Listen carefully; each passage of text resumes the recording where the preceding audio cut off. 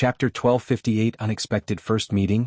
Your fate line is intertwined with so many others, Wang Wei commented. Old Man Tianji's fate line was similar to the future he had just seen. It was fascinating. Is this a method to protect yourself from divination backlash? I have to say it's quite an ingenious one. I can probably learn a thing or two from it, Wang Wei continued. But who are those other fate lines? Are they from different people with the name, Old Man Tianji? He frowned as he observed clearly. No, these are people you've helped and in return you borrow their fate to hide yours. More importantly, you can borrow the luck of these people to help your cultivation. Your school has an interesting way of cultivating fate or destiny, Wang Wei said. However, if you have such a protective method, why did you go blind? What did you see that permanently closed your eyes? That is not something for you to know, Old Man Tianji replied calmly, making Wang Wei shake his head. It would be a pain to get any information from this man as he tried to decipher all these fate lines, and he knew this man would not just stand there and let him. Wang Wei sighed. This is my second time meeting one of you people. Can you at least tell me a bit about your sect? Well, the thing is, if you say any nonsense riddle and do not answer my question, he'll directly ignore the rules and attack you.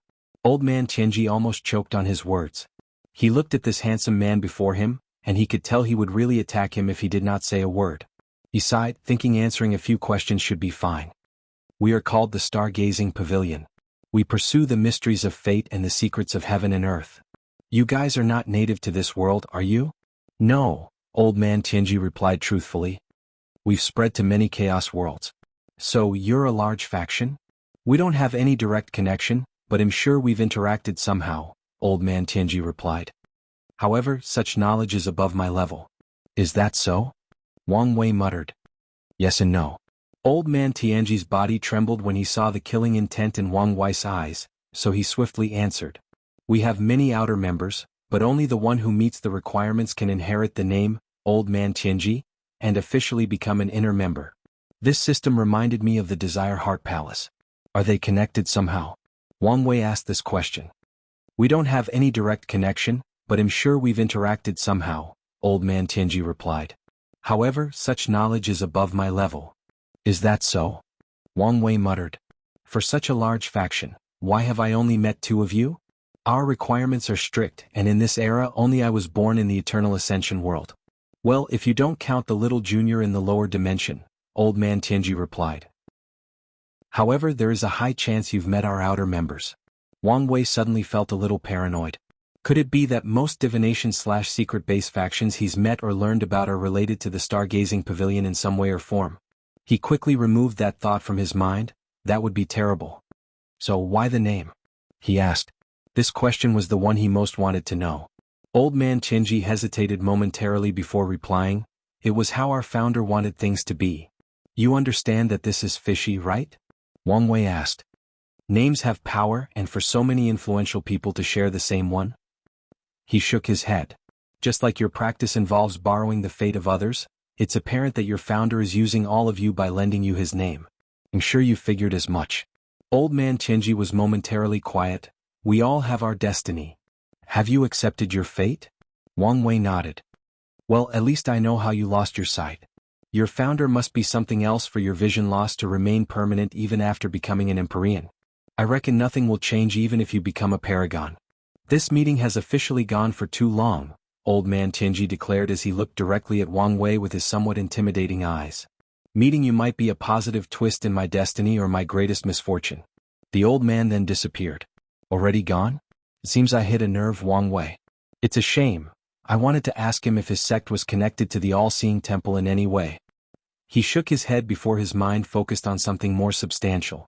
The founder of the Stargazing Pavilion is definitely a half-step transcendent, and he's likely the kind that achieved it before the ultimate taboo. If he had participated in that event, he might have found a way to walk further down the transcendent path. Wang Wei looked at the sky. Foreigners are invading this place. What? Is it merely because the Eternal Ascension world is weakened and they want revenge? That is possible, especially if someone detected the Maitreya and Supreme Unity battle. However, from the information I know, these parasites left for the frontier before Maitreya decided to initiate the fight, meaning these people became interested in the Eternal Ascension world before learning of the internal conflict between our transcendents. Something must have riled them up. Wang Wei did not have to think long to make the connection. The Eternal Ascension world is the same as the Myriad Emperor world, but on a much larger scale. As the destiny center, or very close to it, of the entire Chaos universe, it is the place to most likely start a significant event that affects everyone. From Wu Hong's note and the information the sect provided, they mentioned the all-seeing temple and how these people, despite their greedy practices, usually predict major events affecting the Chaos universe, including Qiyuan's Second Origin War. Could they have predicted the Third Origin War? Could they have foreseen the havoc I will bring to the Chaos universe? Wang Wei was not being narcissistic or self-absorbed with that last statement. Many signs have shown that he's done or is doing something that affects the entire world. Many of the events in his life have proven that his future self is in a war with Grand Dao. However, the most apparent confirmation of his suspicions was the hooded figure that killed him during Gu Xian's trial. It's evident that someone sent him from the future to prevent him from growing up and wreaking havoc on the universe. Wang Wei sighed. If whatever is happening in the frontier is the prelude to the upcoming chaos, then my meeting with this old man Tianji was not accidental, he thought. He's either a pawn sent by his sect's founder to contact the young version of my future self and plan something. Or, my future self sent him on my path to prepare to contact or deal with the stargazing pavilion. Wang Wei grunted softly as he flew away in a bad mood. Given how little control he had over the entire situation, he hated all these time shenanigans. He also needed to warn himself not to let the motion of his future achievement dull him into thinking he was invincible and destined to survive any trouble or difficult situation. With all these transcendent players involved in this ultimate game of chess, rewriting the past becomes a common thing. No, a necessity. Let's enjoy the hot springs as a way to de-stress, Wang Wei thought. The ubiquitous hot spring world was divided into 6 areas related to the elements: flame, water, gold, wood, earth, and the central area. Each location had a large hot spring containing the power of the 5 elements, and after bathing in all 5, people would head into the center for a combination. Each area provided immense benefit to all cultivators under Tier 10, and after completing the 5 sets at the center, even great emperors will receive a cultivation acceleration blessing. However, this thing's effect on Empyreans and above was minimal. There are hidden dimensions with hot springs that are even beneficial to paragons, but those are rare. This place is full of destiny, so it should be relatively easier to find one that benefits my cultivation, Wang Wei thought as he searched the surroundings. In the process he encountered 2 acquaintances, Su Shi and Lin Fan. They had just found a hidden dimension and were about to enter. Wang Wei did not want to meet them now, so he sent a greeting and set a meeting for a later date before the celebration. He continued his search, and his Chi Luck dragon trembled in one of the dimensions. Wang Wei did not hesitate and entered. A strong mist covered the spring, but Wang Wei did not care about that. He placed his hand on the water. Nourishing the body and accelerating the body-will fusion. Excellent. His clothes disappeared, and he entered, exhaling deeply as the sensation was pleasurable. You seem distraught instead of being excited. Who? Wang Wei yelled as he stood up for any trouble. He was shocked that he never noticed someone so close to him. The mist dispersed, revealing a beautiful woman with gray hair on the opposite side. Honger, Wang Wei said instinctively. This is our first meeting, so don't you think calling me so intimately inappropriate? Wu Hong calmly stated. If you find any errors, ads pop up, ads redirect, broken links, non-standard content, etc., please let us know reports so we can fix it as soon as possible. Chapter 1259 First Conversation. Wang Wei looked at her, the woman he had spent the past few billion years and more thinking about it. The one that forced him to dream just so he could remember her touch. She was as beautiful as he remembered, maybe even more so since this one differed from the one he married. This Wu Hong was colder and lonelier, and she did not hide her power or commanding presence. It was apparent to him that this one had a wall surrounding her regarding their relationship. However, a smile crept in the corner of his mouth after seeing her hair color. Sorry about that, it was just instinct, Wang Wei finally said before sitting down again in the water. I understand your situation is weird, but be mindful that I am not her, Wu Hong calmly stated. So, she did leave you her memory? She did, but I sealed most of them, Wu Hong nodded. Why? She's biased and I don't know how she came to be. Wang Wei nodded. When it came to the time shenanigans that his future self was involved in, his response was usually to begrudgingly go along with it, putting some level of trust in himself and his future. However, it seems that Wu Hong's approach is to be on guard and show no trust whatsoever, which is a fair response. The dimension suddenly became awkwardly quiet. with the sound of water the only thing echoing in the surroundings.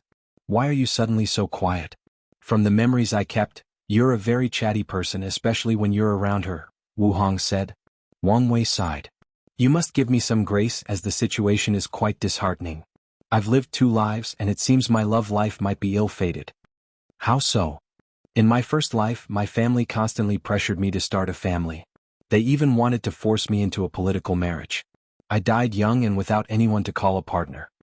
Then, in my second life, I finally found a woman that made my heart beat, a woman I want to spend eternity with. But what happened? Well, it turned out she's a clone of a powerful cultivator, and not only is she a clone, but the clone of the future self of that cultivator, a clone that she has no memories or knowledge of making. So, the situation turns into the fact that I may lose the love of my life if I don't play my cards correctly. If it isn't ill-fated, I don't know what it is. Stating it out loud does put everything into a strange perspective. Wu Hong nodded.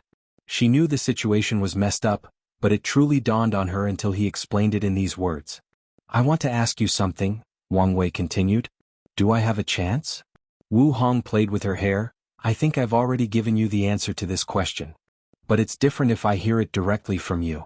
You should understand that most women do not communicate directly. But you're not any woman, are you? Wang Wei rebutted. Fair point, Wu Hong nodded. The answer is yes, but I want you to understand something clearly. Fate has no bearing on whether we end up together. No one is entitled to me, not even Grand Dao. That's understandable. I promise to leave you alone if you ask me to. Giving up so easily? She smirked. Wang Wei's heart skipped a beat. She was indeed different, but once in a while he could detect a sliver of his Wu Hong. I believe that's called respective boundaries, he replied with a more confident smile. Wu Hong calmly raised her right leg to wash it. I have lived a long life, well, at least compared to you.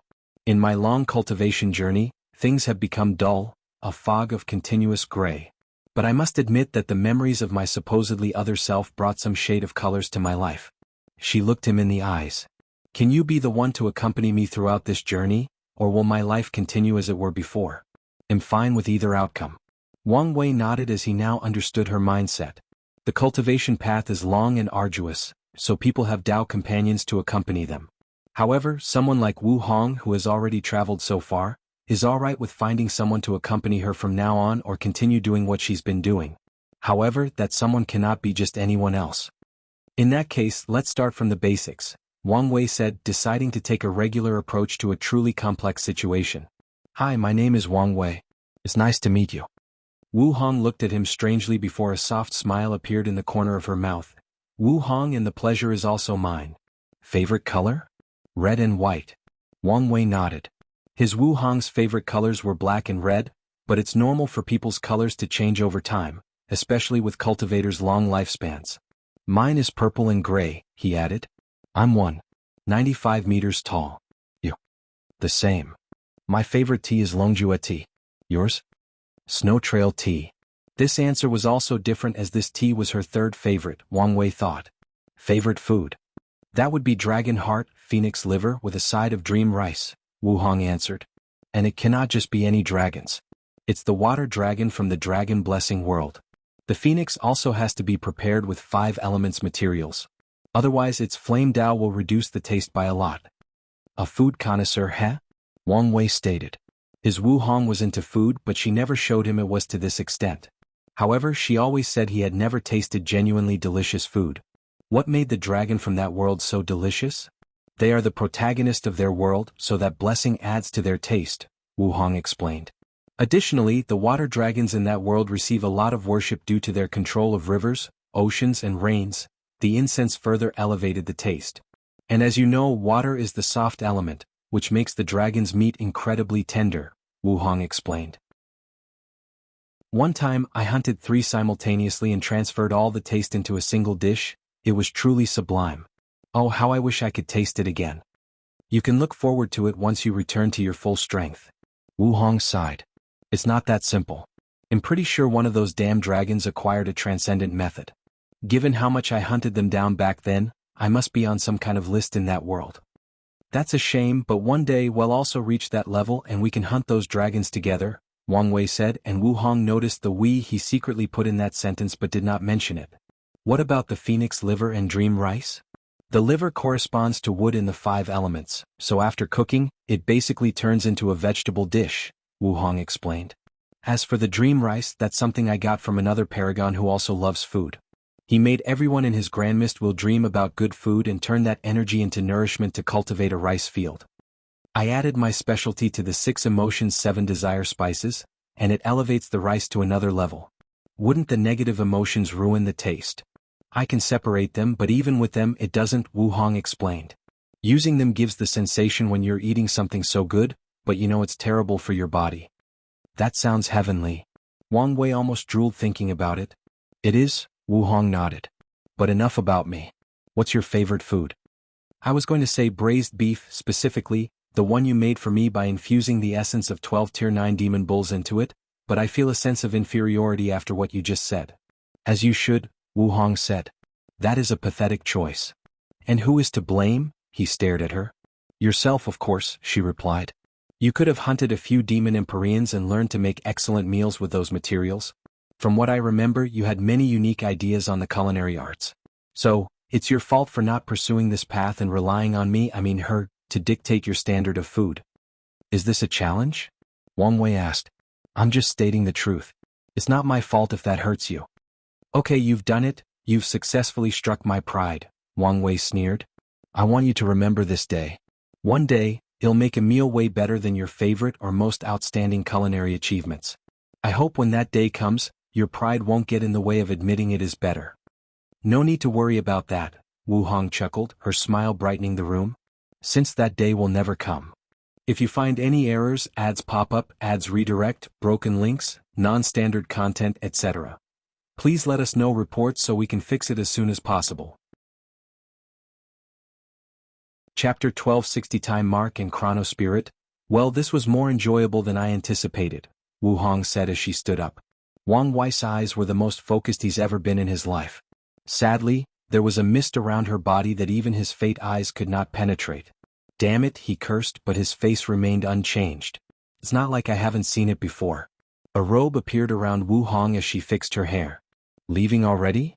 I have something to do, she nodded. Wu Hong then looked at Wang Wei. You should be careful. Even if destiny is on your side, you should not treat these people carelessly. No matter what, they are paragons and that alone makes them a threat. I do take them seriously.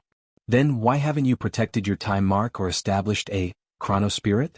Have you done so for your subordinate? You practice time Dao, so there should be no issue. Wang Wei frowned. Time mark and ChronoSpirits are essential for battles between paragons. To be precise, battles between boundless and inextinguishable paragons. These two entities are complicated to kill. One has too many ways to revive themselves, while the other is unkillable unless you weaken their will. However, body refiners are essentially sadists who temper their will by pushing their bodies to the extreme, making their willpower terrifying beyond comprehension. Given the survivability of these creatures, there should be a ton of them, especially since they have an infinite lifespan. Unfortunately, that is not entirely true. There is a quick and efficient way to kill these creatures: kill their weak past selves. The restraint of the river of time is at an all-time low for paragons, so dealing with each other or weak entities from the eternal path is the best way to deal with them. However, things also become complicated when it comes to messing with time, especially in Source Chaos worlds.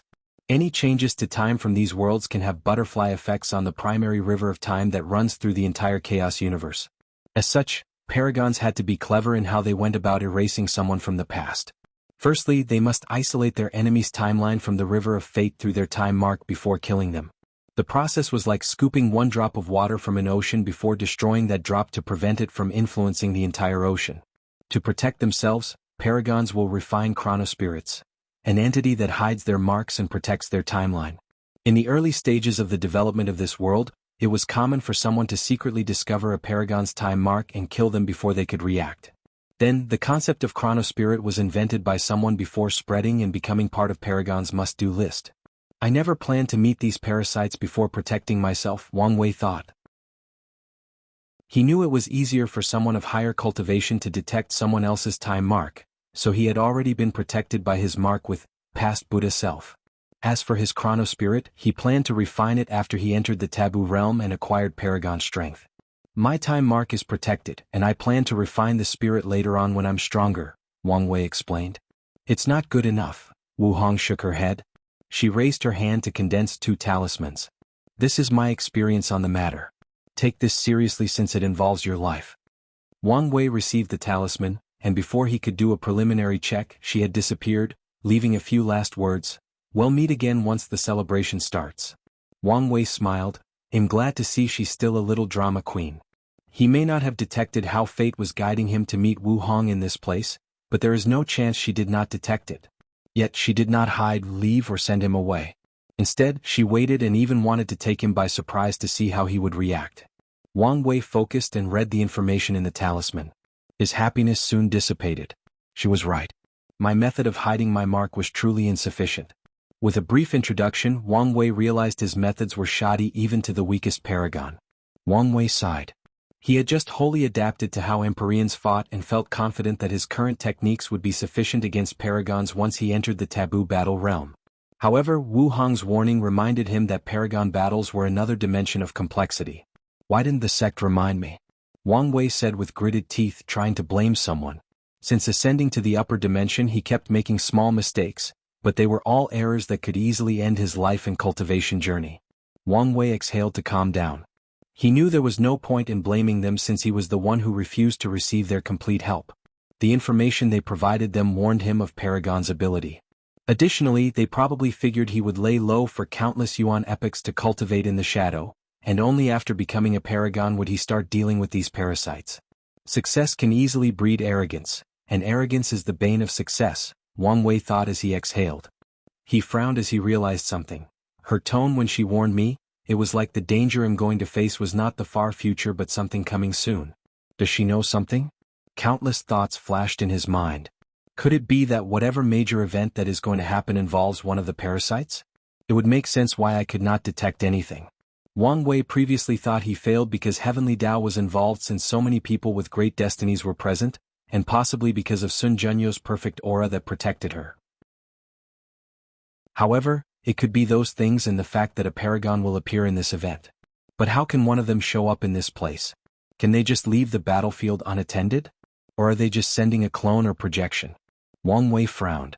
With Sun Junyo's appeal, he would not be surprised if one of these bastards sneaks in to see her. I need to prepare. Wang Wei immediately contacted Wang Qi and the others, ordering them to prepare for a possible battle. He also activated his spirit particle in the fate-changing hall, sending a message to all the members to prepare for the possibility of a world-class mission, which was semi-mandatory. According to the hall's rules, everyone would be aware of the mission but could still choose not to participate. However, the benefits of such a mission usually offered triple the reward, at a minimum. Of course, it is also stated clearly that such a mission was also generally extremely difficult, hence the increased incentive. Since the hall started, this would be the first world-class mission.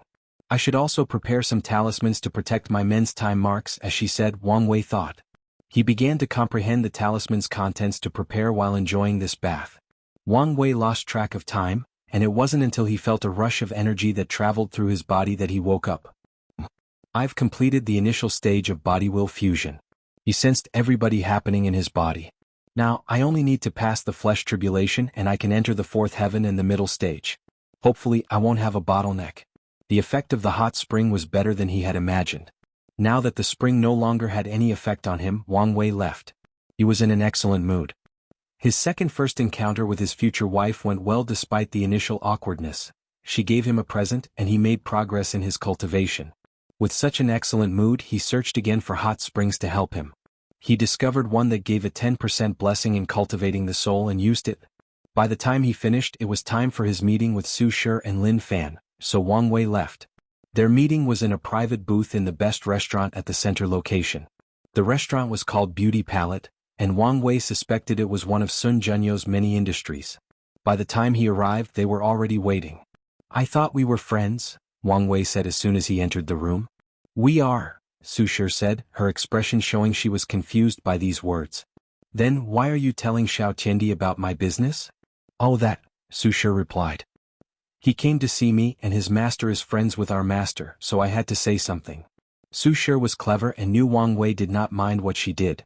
However, she immediately revealed small but significant information about Emperor Kong and Sun Junyao to appease him. And I did not say anything that wasn't semi-public. Is that so? Wang Wei nodded. He had suspicions about some connection between these two, but it was good to have confirmation. In that case it's fine. The three sat down and started their reunion.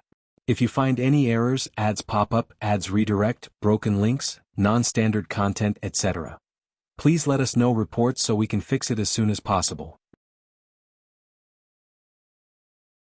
Chapter 1261 Lin Fan's Grand Destiny, How are things have been? Wang Wei asked after sitting down. Good, Su Shi replied. It would have been better if the current situation was not as it is.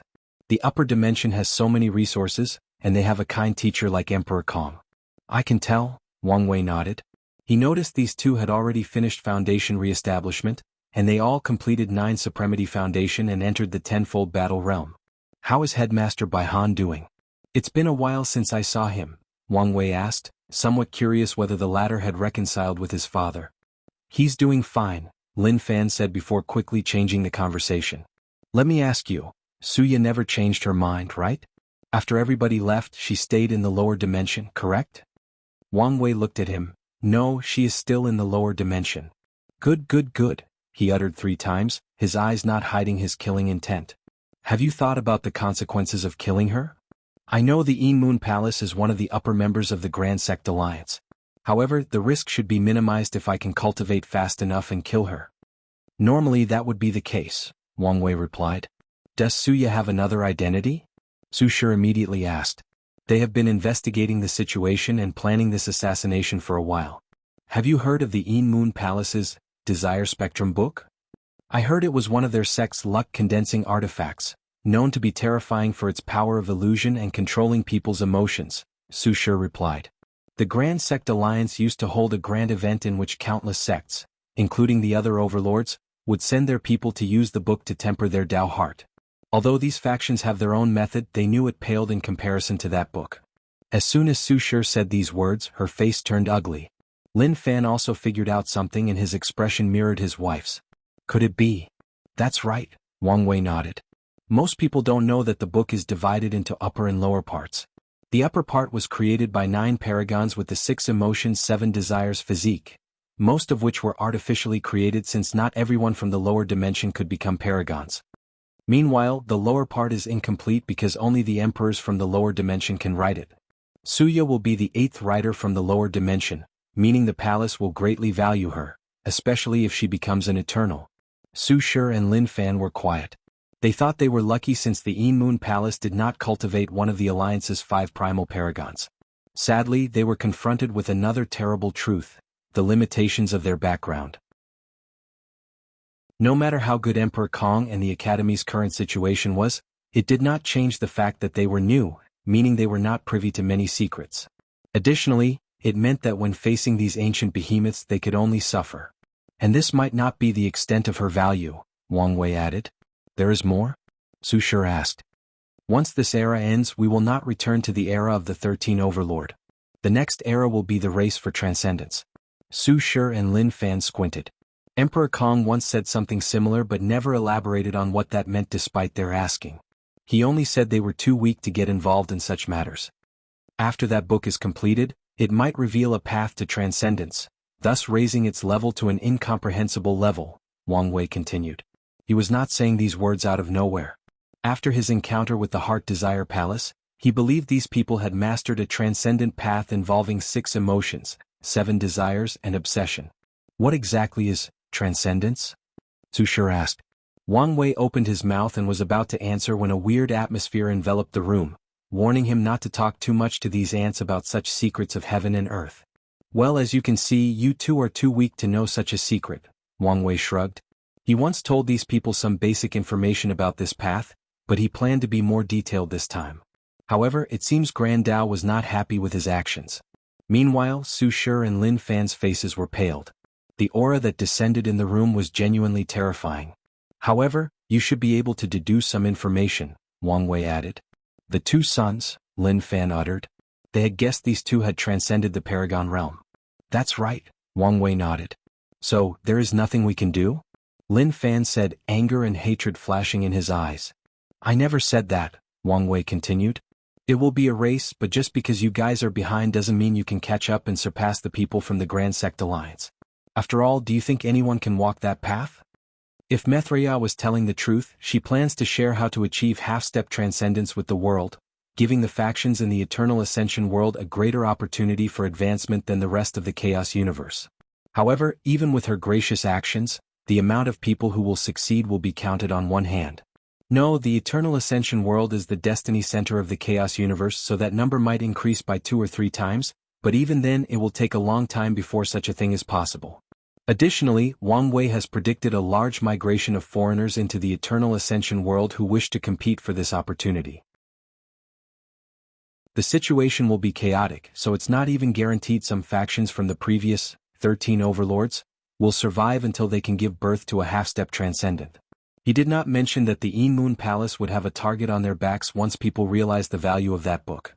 Overall, Su Shi and Lin Fan's situation is not as hopeless as it seems, but it's also not as good since their academy is not even a paragon lineage. Thank you for telling us this information, Su Shi said after regaining her composure. Yes, truly thank you, Lin Fan added. They might have discovered some of this information later on, but the part about transcendence was uncertain. At the very least, it would be too late when they learned about it. Now that they know everything, they can better prepare for what cause of action to take next. No problem, Wang Wei waved his hand. He told them for 2 reasons. Firstly, Su Shi was indeed a friend, so he did mind provided some help to her. However, this was now his primary motive. Lin Fan's current situation reminded him of these protagonists in novels who wanted revenge. Unfortunately, their target was a powerful faction that forced them to cultivate a much higher realm before avenging their hatred. One way luck and destiny manifest themselves is by giving their chosen one an impossible task to conquer, Wang Wei thought.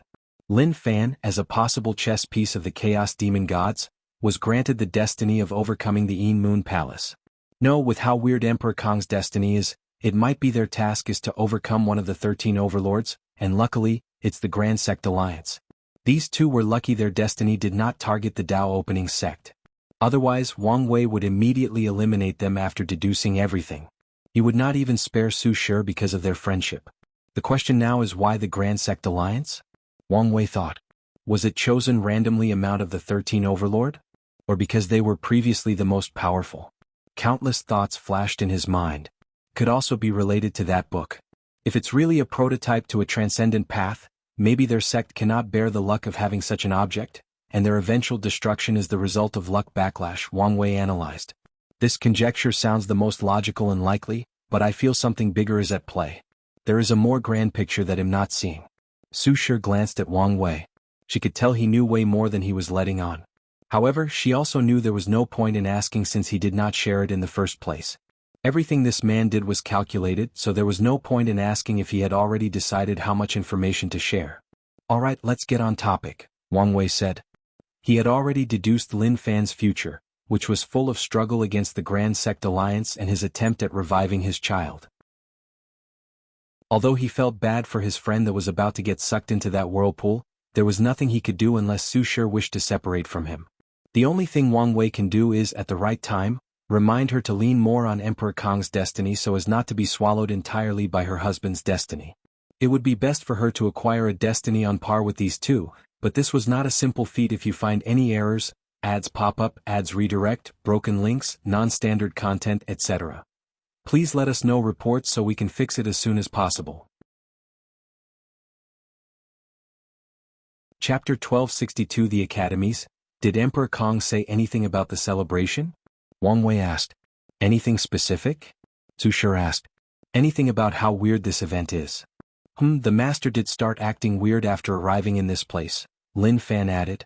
As soon as he arrived, he told us he wanted to check something and left. He didn't tell us anything else, Su Shi nodded. So, Kong is not part of this event, Wang Wei thought. However, with the latter's friendship with Sun Junyao, he might be able to get more information. Do you want to see our master? Su Shi asked. That would be best, Wang Wei nodded. We will pass your request to him, Su Shi said. The 3 then chatted about many other things, mainly their experience since ascending. The food was delicious, but Wang Wei was disappointed after imagining the food his future wife talked about. Once everything finished, they separated. Wang Wei returned to his inn and started protecting his time mark. He realized it was hard to improvise substantially in such a short period, so he thought of another method inspired by his meeting with old man Tianji. He used the time mark of a bunch of mortals and people weaker than him to hide his mark. He summoned a projection of the River of Fate to control the mortals. As for the cultivators and people weaker than him, Wang Wei mainly used the people from his fate-changing hall. With this method, a paragon would have to skim through trillions of other people's time marks before having a chance at finding his. Emperor Enlightening Academy's resting post, Su Shi and Lin Fan returned home. After today's meeting they had a lot on their minds, so they remained quiet for more than an hour after returning home. Do you think we should tell the master what we've learned? Lin Fan asked. It's probably best if we do so. We won't be able to hide it for long anyway. True. They waited for a few hours until Emperor Kong returned home. He was apparently distracted, his mind still occupied by whatever meeting he had just attended. However, as soon as Kong saw his disciples, he could tell they wanted to speak to him. Did something happen? Well, yes, Su Shi said. She took a moment and explained everything that occurred with the meeting with Wang Wei. The Grand Sect Alliance again. It seems they are destined to be our enemy, Emperor Kong sighed. The most prominent academy of the Eternal Ascension world is the Benevolent Oath Academy, and they are the top member of the Alliance, taking a spot amongst the 5 primal paragons. However, that academy suffered tremendously in this era as the Parasites eradicated or shut down all their branches because they did not want them to continue training more cultivators and because the academy had such an enormous influence due to how many cultivators owed them karmic debt.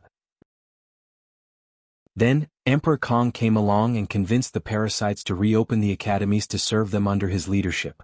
Since then, the Benevolent Oath Academy has sent people to secretly contact him, both in an attempt to recruit and intimidate him.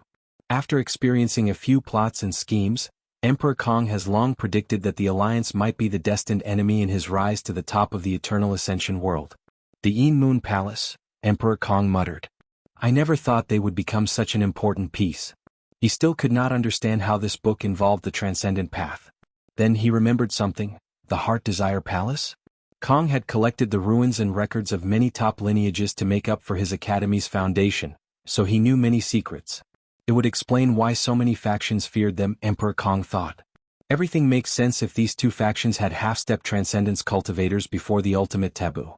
Now that he had figured out the ins and outs, Emperor Kong thought about how to use this information. Sadly, as of now, their academy is too weak to get involved in anything associated with transcendence. Master, what should we do now? Lin Fan asked. We must take this opportunity that the Grand Sect Alliance's paragons and primals are dead to secretly weaken them as much as possible, Emperor Kong stated. We can probably work with Wang Wei, Su Shi shared. With his personality he won't accept the Dao opening sect not being the best. In fact, he's probably already planning on how to weaken the Grand Sect Alliance. That's a good idea, Emperor Kong nodded. However, if what you say about him is true, we should watch out so that he doesn't sacrifice us when things are over. True, Su Shi nodded. By the way, he also wants to meet you. It's about time we meet officially, Emperor Kong nodded. However, let's wait until the celebration ends.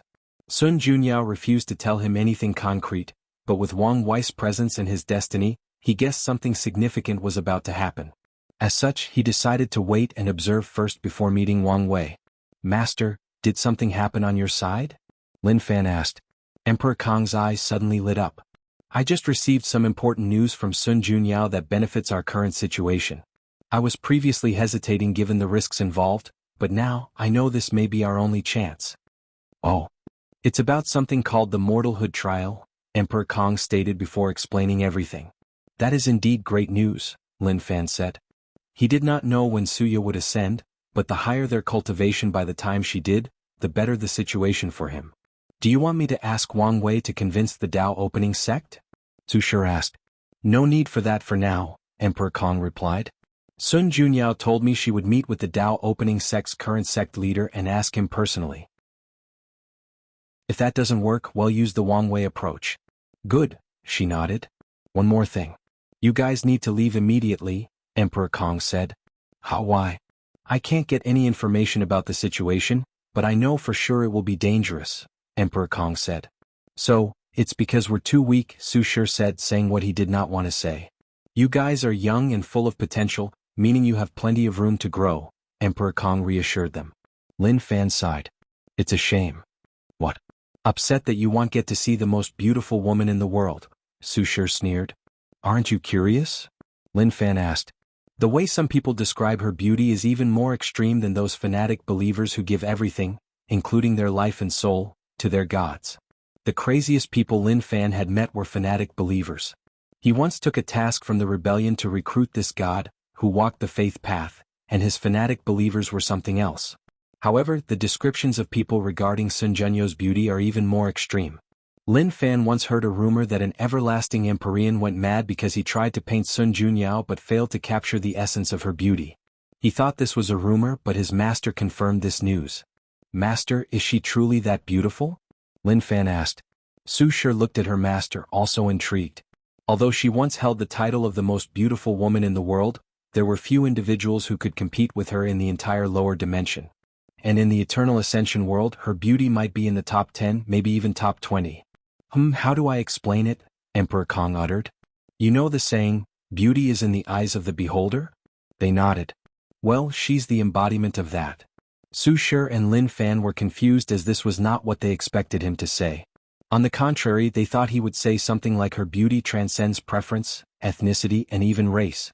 So, they looked at him with an expression that said, "What does that even mean?" "You'll have plenty of opportunities to meet her and understand what I'm saying," Emperor said, refusing to elaborate more. "Now prepare to leave. I don't want you to be drawn into this chaos accidentally." The two had to prepare for their departure. Su Shi facilitated the upcoming meeting with Wang Wei before leaving the ubiquitous hot spring world. Meanwhile, Wang Wei spent the rest of the time working on his time mark. The Heavenly Beauty Palace descended on the central area a week after his arrival. 3 days later, the celebration started, causing a small commotion. On that day, it became apparent that 3 kinds of people were attending: VIPs, common invitations, and no invitation. The VIPs were in a separate room above the celebration area. They were the first to arrive, and most did so quietly without exposure to the public. Xiao Qiandi was kind enough to give Wang Wei a VIP invitation. If you find any errors, ads pop up, ads redirect, broken links, non-standard content, etc., please let us know reports so we can fix it as soon as possible. Chapter 1263 Second Meeting. Wang Wei walked into his room and immediately stopped. His lips twitched as he saw a woman with long black hair already there. "Young lady, you're in the wrong booth." "Am I?" Wu Hong replied. She continued sipping her drink without looking at him. Wang Wei sighed and sat on the cushion next to her. He looked at her black hair. "Your hair looks great," he commented. "At least try to make the compliments sound plausible." "I'm very sincere." Wu Hong looked him in the eyes. "Your current appearance is very handsome." Wang Wei's lips twitched and he reverted the transformation. "See? Now we no longer match. Just turn your hair black. How about we compromise and choose another color? How about we retain our individualistic identities and choose something we enjoy? Fair?" Wang Wei nodded. The room had a small table before them with a wine bowl. "Yours or something the celebration served?" "Not mine, but it's quite enjoyable," Wu Hong replied. "It's celestial monkey wine. Although there is no benefit for your realm, it's extremely delicious." Wang Wei trusted this rich woman's taste, so he took a sip. His eyes immediately lit up as she was correct. This thing was absurdly delicious. After a sip, his essence chi flower activated, and he could feel the bottleneck between the 3rd and 4th heavens slowly dissipating. If not for the fact he needed to pass the tribulation, he might have immediately entered the 4th heaven. Wang Wei soon finished the wine in his glass, and the thing filled itself without him doing anything. They went all out, haven't they? This is the bare minimum for a celebration of this scale. Did you ever have a grand celebration like this? Yes, for becoming a paragon and primal, Wu Hong replied. I figure you were not the type for grand celebrations. Now am not, but in my younger years. Wu Hong did not elaborate further. Plus, it's a great way to amass resources. Wang Wei nodded. As they were talking, the celebration officially started. Wang Wei and Wu Hong's booth was on the 2nd floor, but there was a formation that allowed them to see the events on the 1st floor while hiding their booth. Great Emperor Jin Long from the Star Envoy Palace, said a beautiful voice that echoed throughout the palace. Gift, a Tier 11 star nourishing pill. A thin man with a robe with star patterns walked on the 1st floor and found his name on one of the seats. Starting strong, I see, Wang Wei commented. The star nourishing pill was an extreme healing medicine.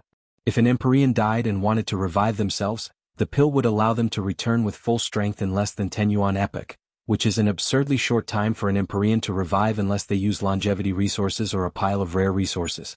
Great Emperor Dragon Eyes Loose Cultivator. Gift, Tai Soul Pill. Another extremely rare pill, Wang Wei thought. This pill was one of the best to help Empyreans condense a paragon soul. This bastard probably got it by chance, but he ruined his destiny by giving it to a woman who won't give him a second glance after this celebration. Wang Wei looked at the short man with reptilian eyes walking into the room. As expected, after checking his Chi Luck Dragon, Wang Wei saw signs of decay. His dragon eye is not bad. Maybe I can recruit him into the Changing Fate Hall. The announcement continued, and soon afterward, the announcer started introducing Empyreans, who were the majority of attendees at this event. And as expected, the gifts became more extravagant. Someone even brought a life-defying pill as a gift, which was a second-order longevity pill. Wang Wei cursed these horny bastards. Once everybody was introduced, the announcer said, "Now for the VIPs." She paused for a brief second. Firstly, Empress Wu from Origin Seal Continent. She could not attend the event, but she sent her regards and a protective talisman. The murmurs started as soon as she announced this.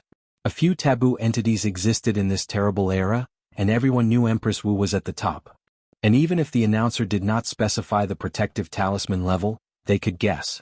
Wang Wei looked at her. "So, are you a ghost or something? Is that your attempt at humor?" "That was terrible," Wu Hong said as she sipped her drink. Wang Wei shrugged. "I have my low points and don't change the subject. When it comes to events like this, I rarely show myself publicly since my presence intimidates people. Plus, when it's not about me, I don't want to draw too much attention during someone else's event." "I guess that makes sense," Wang Wei nodded. The announcer then announced someone from the Grand Sect Alliance, followed by someone from the Dao Opening Sect.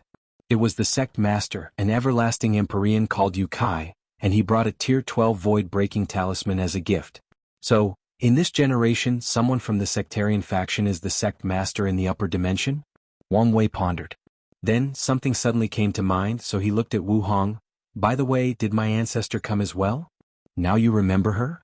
Wu Hong almost rolled her eyes. "She's in retreat. Is everything all right?" "She had some inspiration about her swordsmanship," Wu Hong explained. "Can she still have inspiration about swordsmanship?" "Or right, she did change to the ultimate sword path," Wang Wei nodded, sipping his tea. "You once told me that if you had a life-and-death fight with her, you would be the last one standing despite the fact her attack potency surpasses yours. Will that still be the case after her retreat?" "Yes," Wu Hong replied confidently. "Really? Why do you sound surprised? I figure you both should have improved after the ultimate taboo, which should cancel each other out." "Then, with the ultimate taboo and you not using the perfect foundation, the ancestor would have the advantage. You have underestimated the complexity of battle amongst paragons who have truly reached the limit of power," Wu Hong explained. "And I can tell you, in the Chaos Universe, a very small number of paragons can defeat me in a battle. However, there is no one I cannot kill. It's just that the price he'll have to pay is my life, which is not worth it." Damn, her overwhelming confidence is hot, Wang Wei thought, trying to remain calm and composed not to embarrass him. "Quite confident, aren't you? I wonder where it comes from." "That is for me to know and for you to hopefully learn about," Wu Hong replied, and Wang Wei just smiled. He knew their trust in each other was nowhere near the level of the other clone. "What's your relationship with Sun Junyao?" Wang Wei suddenly asked. "Why are you asking?" Wu Hong asked calmly. "Are you already planning on how to regulate your harem properly?" Wang Wei almost dropped the cup he was putting on his mouth. Luckily, his control of strength was unworldly, so nothing happened. He continued his sip before calmly replying, "Don't say such a thing. My poor heart cannot handle the stress from your words." Wu Hong gave him a short glance before replying, "In the one who protected her from the claws of those bastards." "Really? I thought she used their attraction for him to balance them out and keep herself safe." "She did, but such a tactic can only be effective to a certain extent," Wu Hong explained. "When it comes to these beasts who are drunk on power, it wouldn't surprise anyone if they used force to get what they want or decide to share her like an object. And even if the men could be controlled, the woman would also want to destroy her out of jealousy." "So you warn them?" "I put the fear of God in their soul." Wang Wei resisted the urge to yell the words, "Damn, that's hot." Instead, he sighed deeply. "What's wrong?" Wu Hong asked. "Power is truly an attractive thing." Wu Hong was baffled since these words came out of nowhere. Then she remembered what a little pervert this bastard was. She glanced at him and smirked. Meanwhile, Wang Wei was satisfied he was able to express his desire in a more sophisticated manner. The announcements continued and soon Wang Wei heard of someone he knew, Emperor Kong. The latter's gift was a sage blessing banner, which surprised Wang Wei slightly, but it also made sense. This banner was something that only people who condense a golden body of merit can refine at a small cost. It contains some of the protective ability of Sage of Merit, along with a significant cultivation blessing. The announcements continued, and Wang Wei's name was the last person from the VIP section to be read out loud. Wei Tian, loose cultivator and close friend of young master Xiao Tiandi, the voice announced. Gift. She suddenly paused, making people wonder if this person embarrassed themselves and did not even bring a gift. An acquired perfect tier, she announced a few seconds later. If you find any errors, ads pop up, ads redirect, broken links, non-standard content, etc. Please let us know reports so we can fix it as soon as possible. Chapter 1264 The Perfect Beauty. Does such a thing exist? Someone murmured. Maybe? You wouldn't be stupid to bring something fake to this celebration, right? Who knows? These people will do anything to gain Lady Sun's favor, another person sneered. You're wrong, said a third person. Do you know something? Acquired perfect tier does exist, and only those who have made some progress in studying immortal perfection can condense it. However, it takes so much time and effort that it's not worth it. So, this guy is an expert? Not necessarily. He might have just found it somewhere. Perfect tear. The rumors are Lady Sun is a reincarnation of such a thing. Doesn't that mean his gift is literally the perfect one? Once someone said that, the room instantly became quiet. Then jealousy poured in. It was so intense that it almost condensed into a visible form. Everyone wished they had thought of such a gift or capable of making/acquiring it. Second floor, what a thoughtful gift, Wu Hong commented. Isn't it? Wang Wei replied as he sipped his wine. He had to use his perfect aura and some of his blood to condense that thing.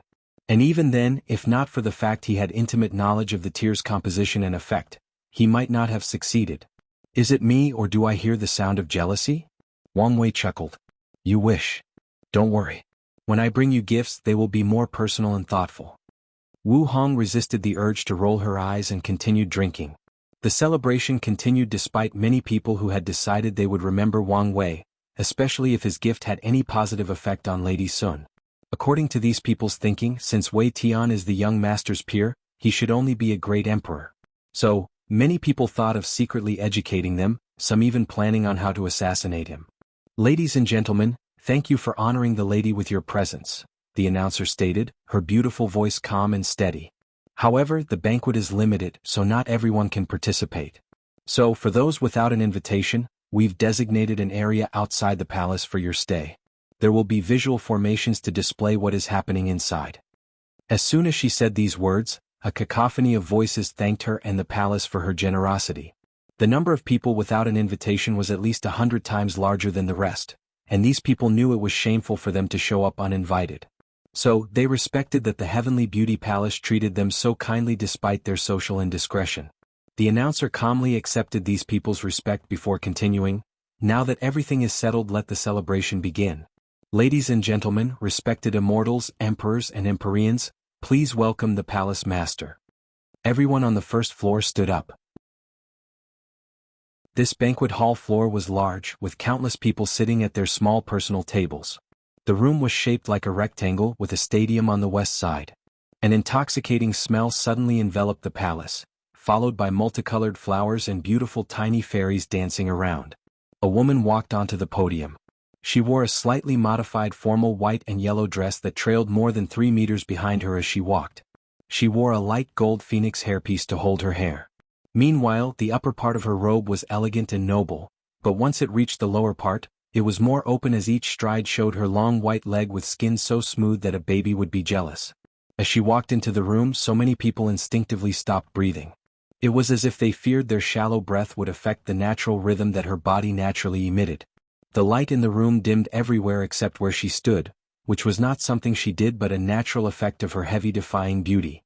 Sounds of the Tao naturally accompanied Sun Junyao, and even the ground of the podium she walked on suddenly became more lively as if it was a blessing for her to walk upon it.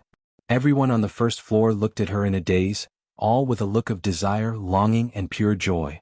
In fact, the joy these people were experiencing was so intense that it affected their very soul. If any of them could control themselves and immediately enter seclusion, they would realize that many of their past bottlenecks had exponentially reduced, and their cultivation speed had a blessing of 20%. On the second floor, Wang Wei was stunned after laying eyes on Sun Junyao. "What do you see?" Wu Hong suddenly said. "I see you but more perfect," Wang Wei answered in a trance-like state. He finally understood why so many people were infatuated with her. No matter who looked at her, they would see an optimized version of whatever they think is the most beautiful person. In other words, for people with Tao companions who believe their partner is the most beautiful woman in the world, that's who they will see with some improvement. However, if that is not the case, they will see whatever their idealized version of beauty is but with a touch of improvement/imperfection. In simpler terms, Sun Junyo's perfect beauty meant she had a filter on her face at all times. "Wait," Wang Wei suddenly said as he turned to look at Wu Hong. "Did you just use a spiritual hint on me? I wanted you to tell the truth." Wang Wei squinted his eyes, snorted coldly, and turned around to continue looking at Sun Junyao. He took a sip of his drink, but that thing was no longer as delicious. Sun Junyao glanced at Wang Wei's booth from the corner of her eyes. She could tell the one she wanted to meet was there. She also realized that he was the one her disciple invited, which was an unexpected coincidence, and explained many things about his weird behavior. "No, not a coincidence, it's fate," Sun Junyao thought. She smiled, instantly brightening the room. "I sincerely thank all of you for giving me the honor of attending my celebration." She cupped her hand and saluted everyone. Her pleasant voice echoed in the room. "The honor is ours," replied the first-floor attendees, their voices in perfect harmony. However, one of the Empyreans on the second floor suddenly said, "Laxi Sun Junyao, I wish you eternal beauty, everlasting success, and boundless merit in your cultivation journey." The other people cursed that they reacted so slowly. So, everyone said in unison, "Lady Sun Junyao, we wish you eternal beauty, everlasting." "Thank you," Sun Junyao said with a sincere smile before motioning for everyone to sit down as she did so.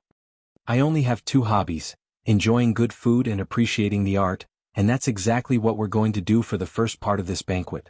She pointed to a small designated area before her stadium. "If anyone wishes to show their talent, now is the time." One person from the first floor was swift, and before she even finished her words, he was already on the talent podium. "Laxi Sun, I am Empyrean Heartfelt Song. I have spent 30,000 yuan epochs writing this song for you." "I've heard about you," Sun Junyao nodded. This man was slightly famous because he was an ordinary nightingale demon with a low bloodline that slowly crawled to his current level. He was also a renowned musician with outstanding achievements in sound Tao. Heartfelt Song felt great joy by these words, but he quickly controlled himself. He closed his eyes briefly to enter the best state before singing. "Second floor, I can tell you're upset," Wu Hong said. Wang Wei did not say anything. A snack appeared on his table. They were fruits that resembled grapes, except they were red, blue, and purple. He sensed the power of the sun, moon, and stars in these grapes, so he tried them. They were delicious and beneficial to the soul, but he was not in the mood, so he stopped after tasting the three flavors. "The silent treatment, really? Isn't that a little immature?" Wu Hong continued. Wang Wei summoned a gourd to drink his own wine. He also chose a strong one that could give him the buzz feeling of getting drunk. Wu Hong sighed. She knew he would be upset. After all, influencing someone who hates being controlled and pursues absolute freedom is genuinely terrible. "I knew you might react this way, so I brought this for you." A small open box appeared in her hand with a red pill with Tao patterns in the form of a dragon. Wang Wei glanced at it and recognized it, a primordial essence blessing pill. After eating it, he can instantly rise 3 levels in the adult fiend god realm as long as he takes it before the 6th heaven. In other words, after entering the 3rd heaven and eating this pill, Wang Wei can immediately reach the 7th heaven. This thing is scarce because of the material and because it requires a paragon pill refiner to make it, even though it's only usable by Empyreans. He looked at the pill. He did not touch it but focused on her. "I haven't heard an apology yet." "I'm sorry truly," Wu Hong stated without hesitation. Wang Wei looked her in the eyes. He understood why she did it. She's not as trusting as her other selves, which is understandable. However, he was not happy with how he went about it. "You should understand, as you require certain decorum, understanding, and respect from me, I also require the same thing from you," Wang Wei stated. "I do," Wu Hong nodded. "I promised I won't cross that line again." Fine, I can forgive you, Wang Wei said. But I also want a kiss on the cheek. Don't push your luck. Wang Wei raised his hand in submission. He had to try. He put the pill away with a smile on the corner of his mouth. He sipped his gourd but felt this thing was too heavy for the occasion, so he went back to drinking his monkey wine. If you find any errors, ads pop up, ads redirect, broken links, non-standard content, etc., please let us know reports so we can fix it as soon as possible. Chapter 1265 The Faceless Woman. So, we're good? Wu Hong asked. Of course, Wang Wei nodded. But I would like to remind you that in our future arguments, I will be petty and bring up today's event to win. Wu Hong's body suddenly paused before sneering. Do that and I will bring up the maid, Dong Lifen, and even her. She pointed at Sun Junyao in the stadium. Wang Wei looked at her with mouth open. He was speechless. That's a dirty move and you know it. Since you want to be petty, two can play this game. Wang Wei was out of words, so he could only eat his grape and sip his drink in response. He had lost this battle of words. By the way, what does she truly look like? Wang Wei asked, finding Sun Junyo's situation quite fascinating. You don't want to know. Now, I'm even more curious, Wang Wei said as he focused his eyes. He tried to look through whatever power was around her face and body. However, it was to no avail, so Wang Wei had to summon a projection of the River of Fate to boost his efforts. Sadly, even that did not work. Feeling challenged, Wang Wei chose to use more extreme measures.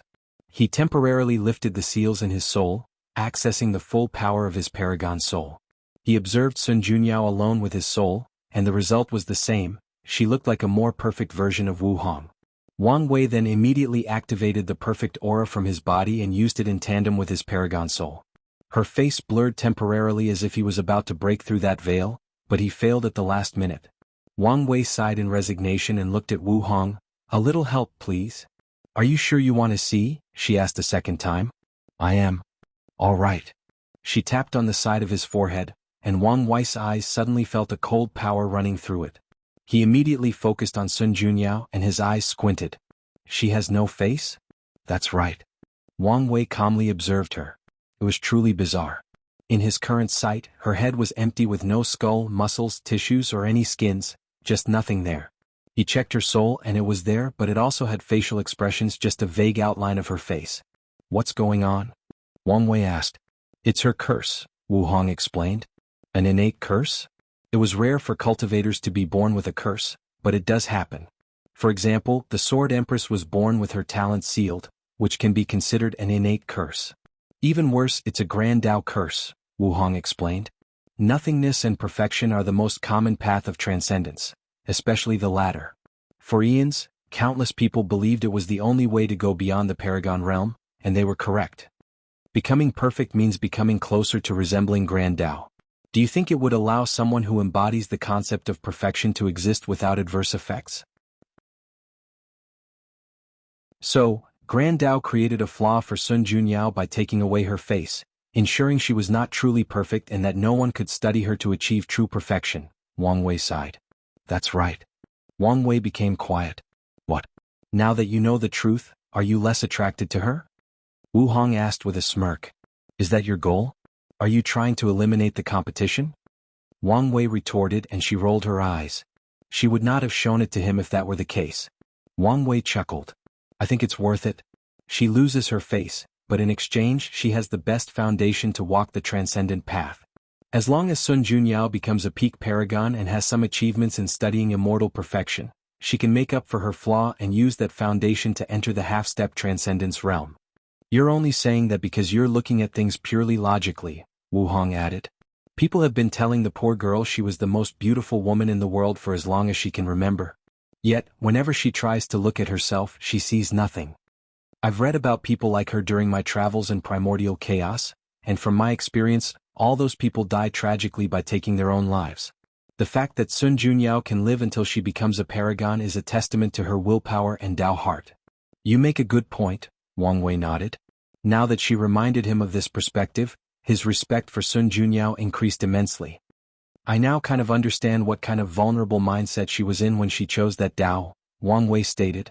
However, I think it's a waste. Chaos Tao is literally perfect for her. Chaos Tao. Wu Hong muttered and she immediately understood. The primary 3800 Tao represents the original and perfect state of the universe, so they match her situation. And it seems even fate is trying to guide her by granting someone with the first physique as her disciple. Then Wu Hong frowned. You noticed too, huh? Yes, it's a contradiction, Wu Hong nodded. Grand Tao restricts her by limiting her perfection, but it also uses fate to influence her to walk the path of perfection. What do you think is the reason? Wang Wei asked. Grand Tao's contradictions are usually because it wants people to play by the established rules, Wu Hong replied calmly. So, it could mean it wants Sun Junyao to walk that path, but she must work for it and earn that strength. Or the more likely scenario, someone intervened and messed up Grand Tao's layup. The adjudicator of fate, Wang Wei replied. You think it's him? I know he did something for Grand Tao to wish to replace him, Wang Wei analyzed. What if his crime was studying perfection? Maybe, Wu Hong uttered. You don't agree? No, she replied. One of the fundamental characteristics of half-step transcendence is that the application of the rules no longer restricts them. The stronger they are, the more that is so.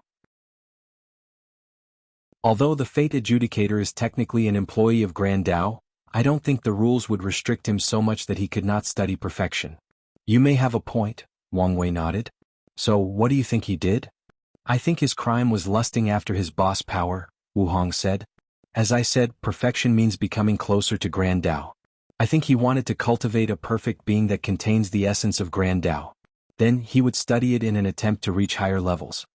You may be into something, Wang Wei said with bright eyes.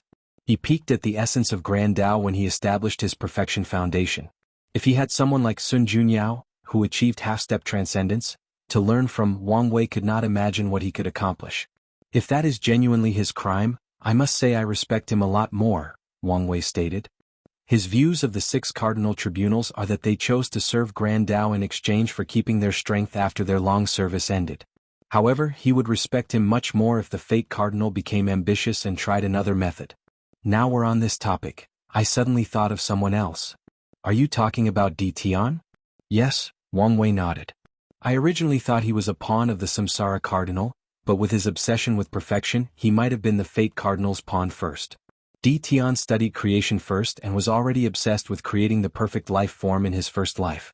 So, there is a high chance the Fate Cardinal abandoned him after his second life when he started cultivating Samsara Tao. Or the Samsara Cardinal might have made a deal with fate to get her hands on Di Tian. Wu Hong sighed. Obsession is a powerful force, but it's also the easiest way to manipulate someone. Wiser words have never been said, Wang Wei said as he chugged his win. So, what's your obsession? Me? It used to be to prove to the world that I was worthy, Wu Hong said. But now, it's no longer an obsession and more like a goal or desire that has been transformed into something else. I guess you're lucky to have escaped such a shackle, Wang Wei replied with a wry smile. Di Tian, Lin Fan, and likely Sun Junyao are pawns that these higher beings used obsession to control. But wasn't it the same for him? The sad truth is that as long as he is obsessed with pursuing freedom and becoming free and unfettered, he will always be a pawn. Discouraged? Wu Hong asked. Of course not, Wang Wei sneered. Until the very end, it's not known who is the pawn or who is the chess player. That's more like it, she smiled. If you find any errors, ads pop up, ads redirect, broken links, non-standard content, etc. Please let us know reports so we can fix it as soon as possible. Chapter 1266 The Lost Era. A new kind of snack appeared before Wang Wei, and it looked like Gillo, to be specific, a slime. It took him a moment to recognize it as the spine fluid from a creature called the dragon spine lizard. This thing can instantly raise an Empyrean soul by 30%. Wang Wei shook his head. Sometimes it was a curse to be too strong. He slowly ate, and as described in the records, it was also quite delicious. By the way, how come Sun Junyo's faceless situation is not a much bigger deal? Wang Wei asked. No one can see through it except probably these two, Wu Hong replied as she also enjoyed the spine fluid. No one? Including paragons? Yes. Then you? She showed it to me, Wu Hong explained. She wanted to see if I could seal her flaw and give her a face. Sadly, I couldn't do it then. Then? Wang Wei caught the crucial part of her words. After reading about the perfect foundation and learning more about perfection, I think I can make a flawed seal. Flawed? Is it because the essence of perfection is transcendent level? Correct, Wu Hong nodded. So, my seal might give her an ordinary face. However, I'm unsure if I want to do that now. Oh, why? I kind of agree with you, Wu Hong explained. Of all living beings, she has probably the highest chance of taking a step in the transcendent path. If I act now, I might ruin her potential. Do you want to allow her to choose? Yes, but only after she sees you. What do I have to do with this? You'll see. Don't start acting like those old cultivators who like to act all secretive, only revealing half the truth and talking in riddles. Wu Hong rolled her eyes. Some things are simply not my business. Come on, give me something. She has a mental barrier to overcome and meeting you is the key. That's all I'm willing to say. Wang Wei looked at her. What's with that look? Why does your relationship with her sound like a master and disciple? It's not like that, Wu Hong shook her head. As you know, I received much help from the female paragons during my growth, and to express my gratitude, I've been doing the same for any potential female cultivator. Girl power, Wang Wei waved his fist. Wu Hong once again rolled his eyes. What's the word? Oh yeah, cringe. Ouch. Wang Wei felt like a critical blow hit him. Is there anything worse than being called cringe by the woman of your dreams? This kind of mental devastation will instantly kill any lesser man. That was harsh, Wang Wei muttered. What were those two's reactions to her? If I had to guess, Mithriya definitely studied her, but Supreme Unity might not dare or he's cautious about it, Wu Hong replied. That makes sense, Wang Wei nodded. His way of taking that step involved taking over Heavenly Tao, which is Grand Tao's property. I'm surprised that the technique was not labeled as taboo. If he starts to involve himself in perfection, Grand Tao might interfere directly and eliminate him. His technique is a small taboo, Wu Hong admitted. It is? The aftermath of the Second Origin War was called the Ultimate Taboo because Qiyuan summoned all transcendent methods that have existed through time and space before condensing it into a trial. However, many of these methods were considered banned or minor taboos by Grand Tao standards. That makes sense, Wang Wei nodded. He once deduced that Grand Tao wanted people to achieve higher levels, but they had to stay within its created rules. My ancestor's plan sounds brilliant on the surface, but I can foresee how many things could go wrong in that trial.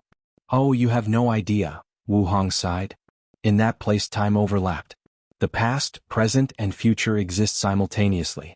Grand Tao interfered greatly, it was probably the most active it had ever been since ancient times. Finally, I'm pretty sure some terrifying existence showed up. Wu Hong could not tell for sure as everyone had lost a significant part of their memories. Wang Wei's eyes shone brightly. He could imagine how wonderful such a grand event was. Wait, I once deduced that my ancestor Battle Maniac was affected by some time shenanigan. There is also the fact that an entire era in the Eternal Ascension world was missing. Does any of those relate to the ultimate taboo? A look of disgust appeared on Wu Hong's face. Wang Wei has never seen her make that facial expression before. That damn curse master, she said with gritted teeth. Wow. Such strong hatred. Wu Hong sighed. I met this paragon not long after entering the taboo realm in the Empyrean realm. We fought and were tied, but I stole an essential treasure from the secret trial. Since then, that woman has hated me with a passion. She dedicated all her time and effort to create a nasty curse called the Curse of Time Origin. Right after I broke through the Paragon realm, she attacked me and we had a fierce fight. She lured me into the River of Time and as I was about to win, she released it. Hatred flashed in Wu Hong's eyes. The curse released a terrifying temporal storm that targeted my origin, the Myriad Emperor world. No way, Wang Wei was shocked. Such a thing was taboo as no one should interfere with the lower dimension. That woman must be crazy. That's not even the worst part, Wu Hong continued. The curse made it so I bore all the causality. In other words, Heavenly Tao would blame me for what had happened. Wang Wei sucked his teeth. So what did you do? I did the next best thing, Wu Hong sighed. I sent the time storm to a future time point. After all, if the past me dies, it'll also die. Ruthless, Wang Wei commented. However, he would have done the same. What happened afterward? I killed her as quickly as possible before preventing the storm from continuing too much damage, Wu Hong sighed. I tried to revert things but it was too late. That era was gone entirely. The best I could do was ensure no contradiction between my era and the next. Wang Wei nodded as he understood. Some people in the Myriad Emperor world have lived since before the Devil era. As such, they should have detected some anomaly about an entire era missing. However, there was nothing. Everything looked regular and perfectly continuous. Wang Wei sighed. He knew paragons were on another level, but events like this put it into perspective. So, how did you face Heavenly Dao's wrath? With merit and oath, Wu Hong replied. I had to borrow plenty of merit to offset my crime by a certain margin and to get Heavenly Dao to listen to me before judging me. Then, I swore to create the best defense system for the Eternal Ascension world. I only fulfilled that oath after I became a primal paragon. When she thought about how much time she had spent being indebted to heaven and earth, with her luck almost ruined, Wu Hong gritted her teeth in anger and hatred. Why did that woman hate you so much? It doesn't make sense to do all of this just because of losing to someone of a lower realm, Wang Wei said. The Curse Master would never have survived this ordeal intact, as Heavenly Dao would also judge her.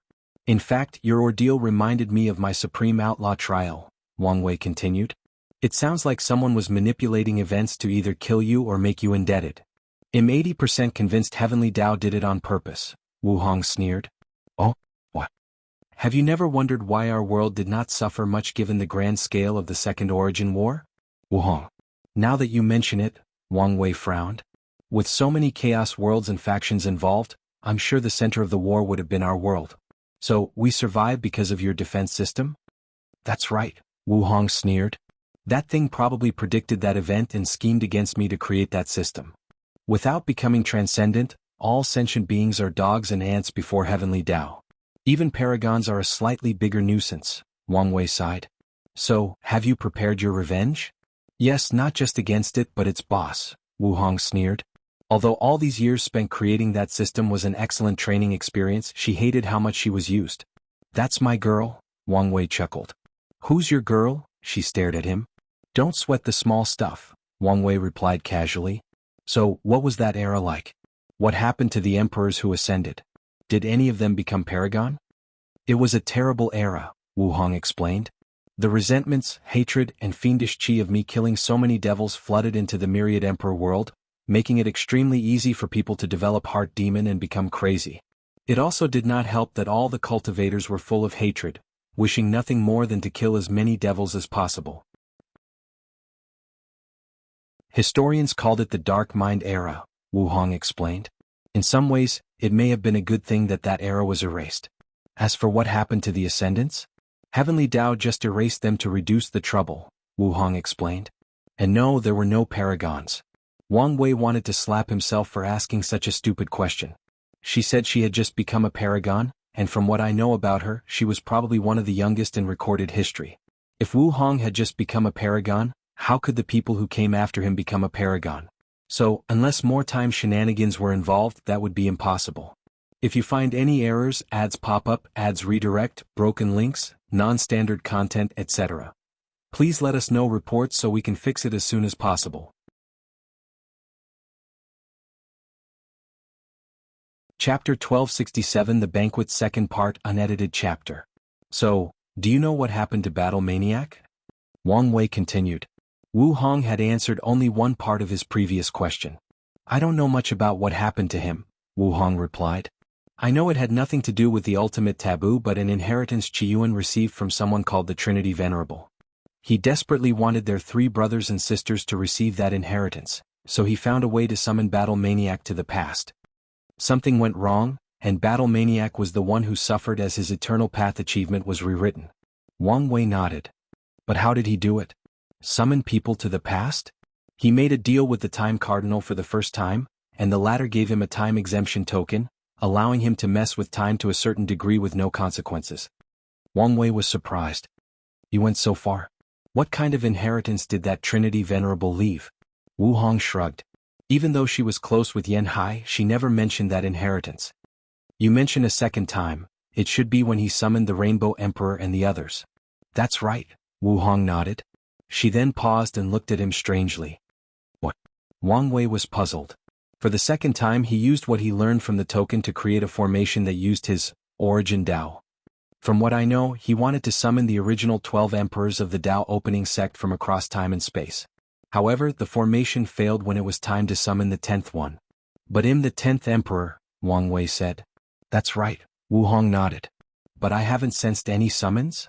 I don't know what to tell you, Wu Hong continued. No matter what Qiyuan did, he could not get past you, so he had to give up. However, they knew there would be something special about you since that day. Everything is connected somehow, Wang Wei sighed. Why do you think the summon failed? It's possible that your destiny was too strong and you resisted the summon, Wu Hong replied. However, I'm more inclined to believe that Grand Dao knew your presence would affect the world too much if you travel through time and stop the process. That is indeed wise of it, Wang Wei sneered. He knew he would worsen the situation if he could participate in the Second Origin War. Wait, I was planning on asking the ancestor if he could use any means to send me to the past. Does that mean this path is not feasible? Probably not, Wu Hong replied.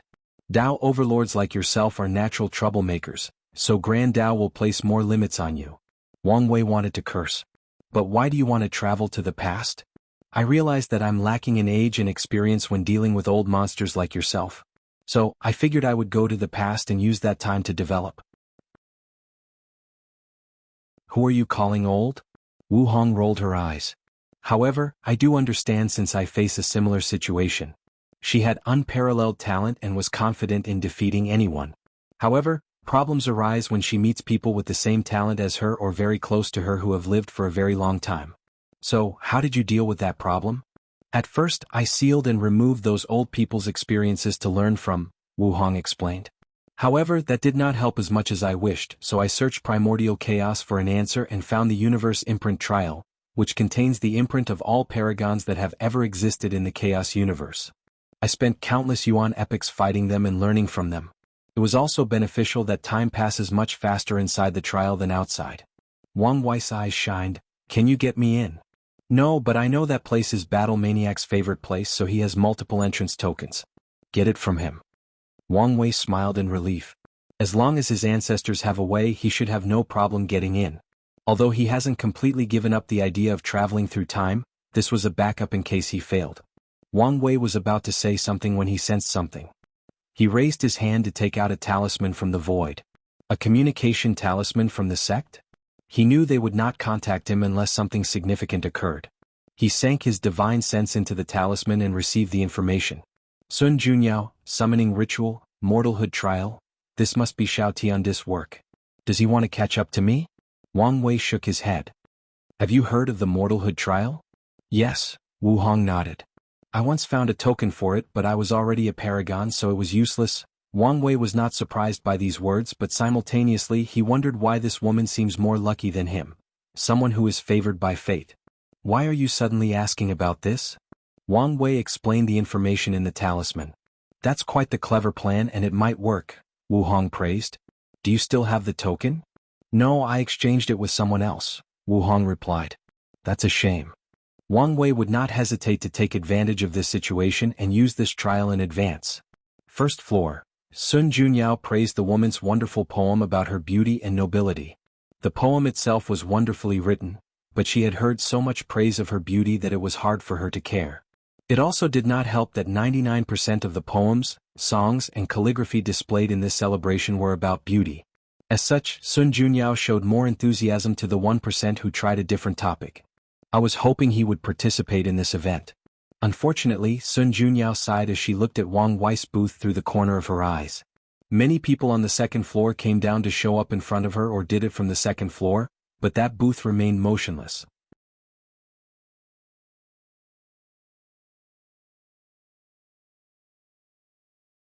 Chapter 1268 Future Husband and Wife Compete Unedited Chapter.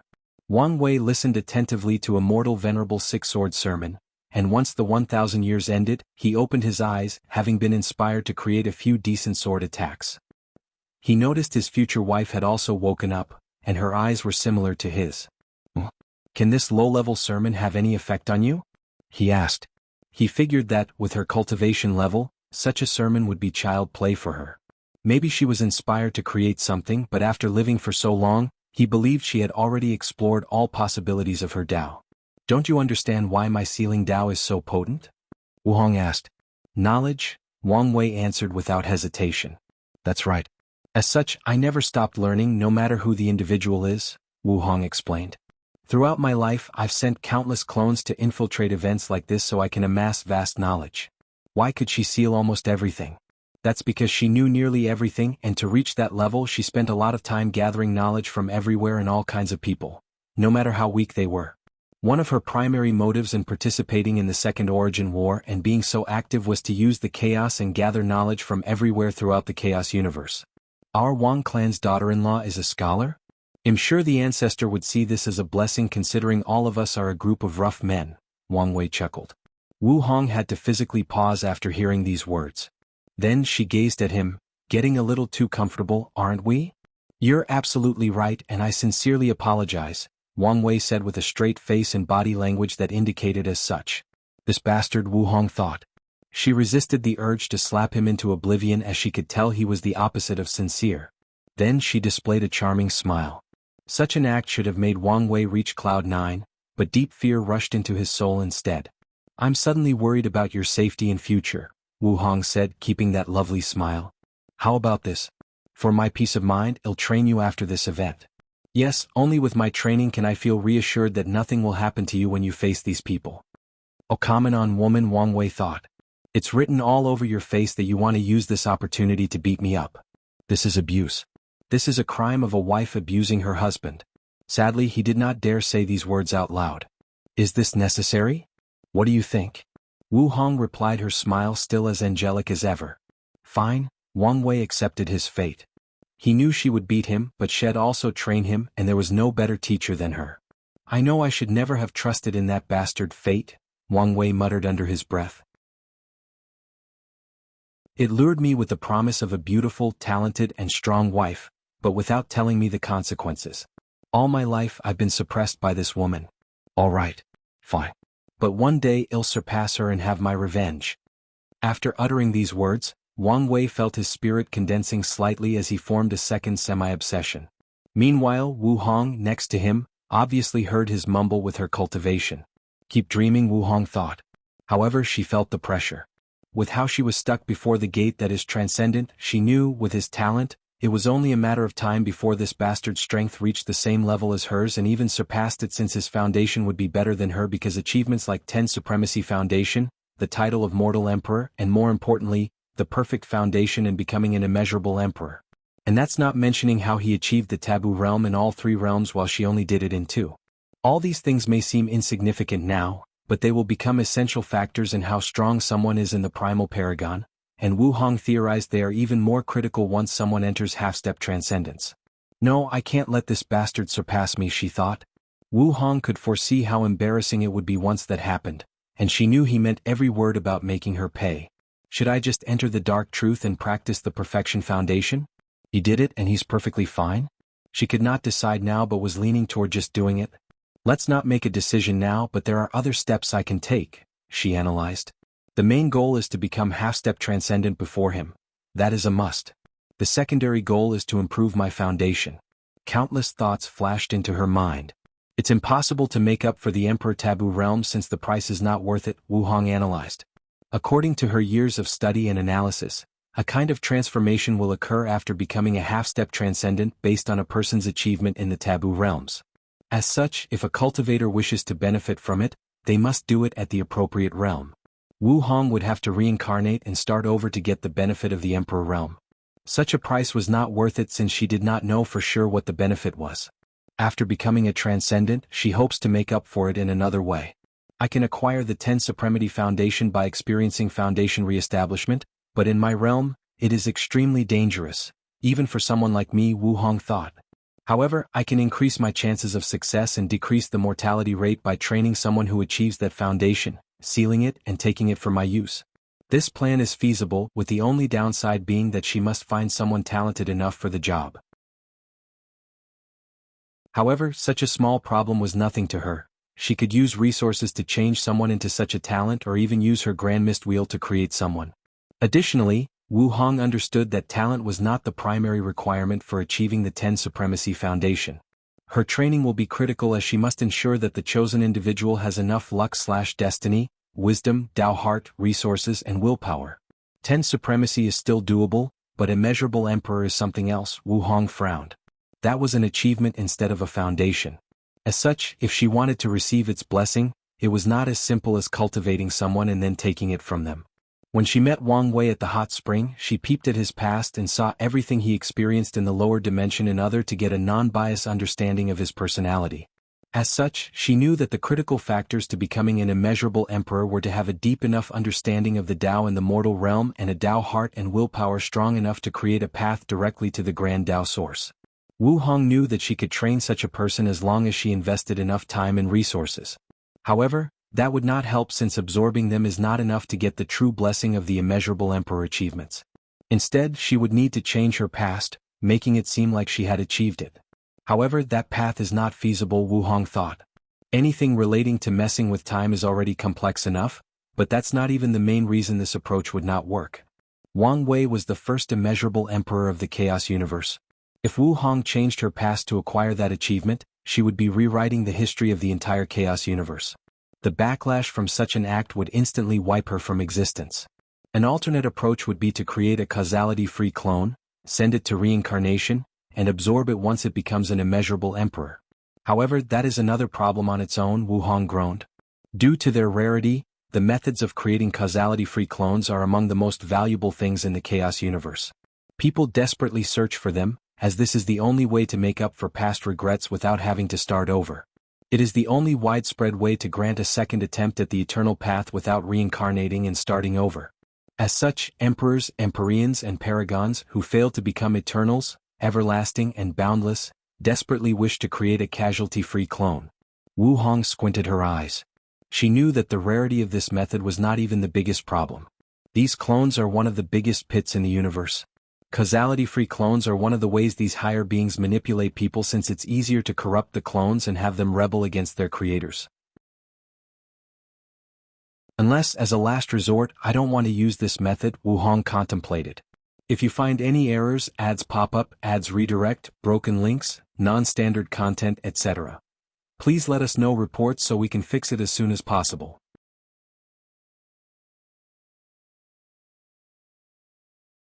Chapter 1269 The Other Foundations. While dividing her mind into two to continue listening to the sermon, Wu Hong continued to deduce a better way to achieve the status of immeasurable emperor.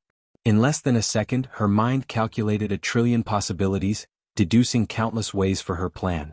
However, she did not like the solution she came up with until the last one. This method is feasible, but it takes too long. Her main issue was she did not have much time for that bastard to catch up to her, so it would be pointless to delay even more with a method that takes so long. Wu Hong frowned until an idea flashed. How about I ask him? She narrowed her eyes. It will reveal much about him depending on what he answers. So, she waited until the person after Immortal Venerable Six Swords finished their sermon to ask Wang Wei. She told him everything, including her deduction of the importance of the foundation at the half-step Transcendent realm. Meanwhile, Wang Wei looked at her with his mouth agape. He took a deep breath to calm down. Let me see if I get this correctly. You were inspired to improve your foundation to prevent me from beating you, no, rightfully get my revenge. But now you're asking me how to prevent fulfilling my lifelong dream? How you summarize the situation makes it much more dramatic than it actually is. But it is this dramatic, Wang Wei said. In my life there is only one opponent I've never beaten, and it's you. And you expect me to help you continue beating me? He did not hide his frustration, pain, and suffering. You're such a drama king, Wu Hong rolled her eyes. So, what idea do you have? Wang Wei grunted as he caressed his temple. She definitely spied on me somehow. Should I bring it up? Forget it. There is no point in fighting for something like that. Well, you can't use the causality-free clone, that's obviously a big pit. Wu Hong did not mention the downside of this method in detail, but Wang Wei could see it. He could deduce how many suckers suffered under this method. A few of them probably thought they were clever and tried to use reincarnation to better hide their clone by giving them a recognized identity. However, that is another suicide move. They might be lucky if they successfully hide that clone from the Yama Kings, but if they do not, then they are screwed. If any of these bastards have ever offended the Yama King or even gained their hostility for any reason, they can kiss that clone goodbye. And even if the Yama Kings don't do anything to it personally, they can just secretly release the news to the enemies of the original owner. But that's not the worst of it. Even if they could hide it from the Yama Kings, could they hide it from the Samsara Cardinal? So, sending a causality-free clone through reincarnation is like sending your weakness to a higher being. However, as bad as the causality-free clone is to people like us, it's a great method to create pawns at a higher level, Wang Wei commented. If he were on the level of the Cardinals, he would spread these clones everywhere as pawns to do his bidding. Indeed, Wu Hong agreed. At that level, it's probably way easier to make those clones. More importantly, the backlash from them getting out of control probably serves no significant threat. They can probably use these clones to lure people into trying to create backlash for them. You still haven't answered my question, Wu Hong continued.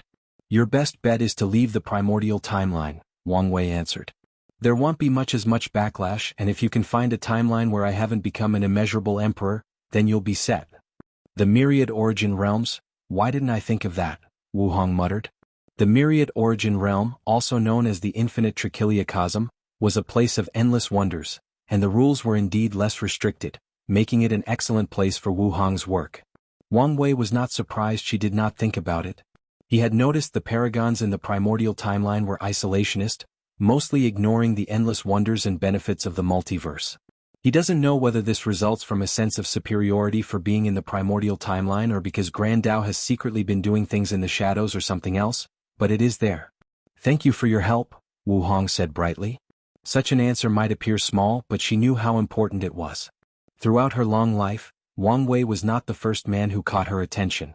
A few suitors have aroused her attention, but they all failed for one reason or another. The primary fault is that they usually envy her strength and talent. These people wanted to bring her down instead of climbing to the same level as her. They didn't want an equal partner, they wanted a submissive wife. Specifically, they wanted to turn Wu Hong, with all her prestige, power and glory, into a submissive wife. No problem, Wang Wei said as he closed his eyes. No, I cannot let this go on. I refuse to be a wife-dominated emperor for my entire life. I must be on top once in my life by my own strength. Let's see, since she can improve her foundation, I can do it too. Where to begin? Since there is the 10 Supremacy Foundation, why can't there be things like 11 Limit Foundation, 12 Complete Foundation, and 13 Transcendent Foundation? And, I'm semi-satisfied with these names, but if you have better suggestions, I'm open to them. Numerous inspirations flashed into Wang Wei's mind. It's ridiculous to expect a mortal to have the strength of an Empyrean or Paragon. However, they can have second, first, and eternal tier strengths. And the number seems to match perfectly. 10 Supremacy corresponded to the third-class Emperor, and 13 Transcendent Foundation correlated to the Eternal Emperor. Yes. I can follow her path of training someone with the 13 Transcendent Foundation, then re-establish my foundation, and seal and absorb their power to reduce the risk, Wang Wei planned. He drooled thinking about the day she thought she was invincible, and he showed up with his newfound strength. I just thought of something, help me deduce it, Wang Wei said with a gentle smile. However, Wu Hong did not like that cocky smile, feeling something was about to happen. Her intuition was correct. After hearing Wang Wei's plan for new foundations, the only thing left in her mind was, this damn bastard. What do you think? It's feasible. She had to squeeze these words out of her mouth. It was already a time-sensitive issue for her to make up for those other foundations, but now there were more. It did not help that with the mortalhood trial, this bastard would enter the Paragon realm too soon for her liking. Wang Wei chuckled. Accept your fate of being dominated. Soon you'll know what it's like to be in my shoes. You're too arrogant too quickly, Wu Hong snorted coldly. Foundation is not everything as it represents more potential. There are many ways in this vast universe to make up the gap of strength. Whatever helps you sleep at night, Wang Wei sneered. Now, can you help me deduce if there are any potential problems with my idea? Wu Hong snorted coldly before closing her eyes and deducing. A few hundred years into the sermon, she opened her eyes, her complexion not looking good. What happened? Wang Wei asked after noticing she had woken up. It's not as simple as you had imagined, Wu Hong stated. You cannot just skip to the so-called 13 Transcendent Foundation. Instead, you must experience Dao Foundation re-establishment for each, and the difficulty will rise with each one, along with the chances of experiencing true death. Given how Grand Dao operates, I should have expected this, Wang Wei nodded. The risk would not stop him. But why is your face like this? This news is not enough to rattle you unless...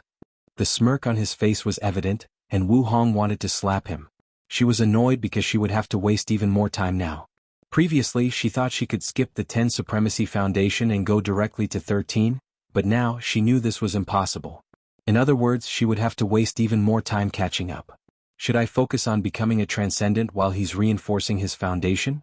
No, that would be putting the cart before the bull. According to her deductions, these foundations will bring immense benefits to the next realm, especially by combining the 13 Transcendent Foundation and the Perfection Foundation. If she's correct, once they enter the realm with such a solid foundation, they'll be able to defeat at least 10 people on the level of Mithraea and Supreme Unity, who used flawed methods, and 5 people who used flawless methods. And that's not counting the benefit of the Battle Taboo realm.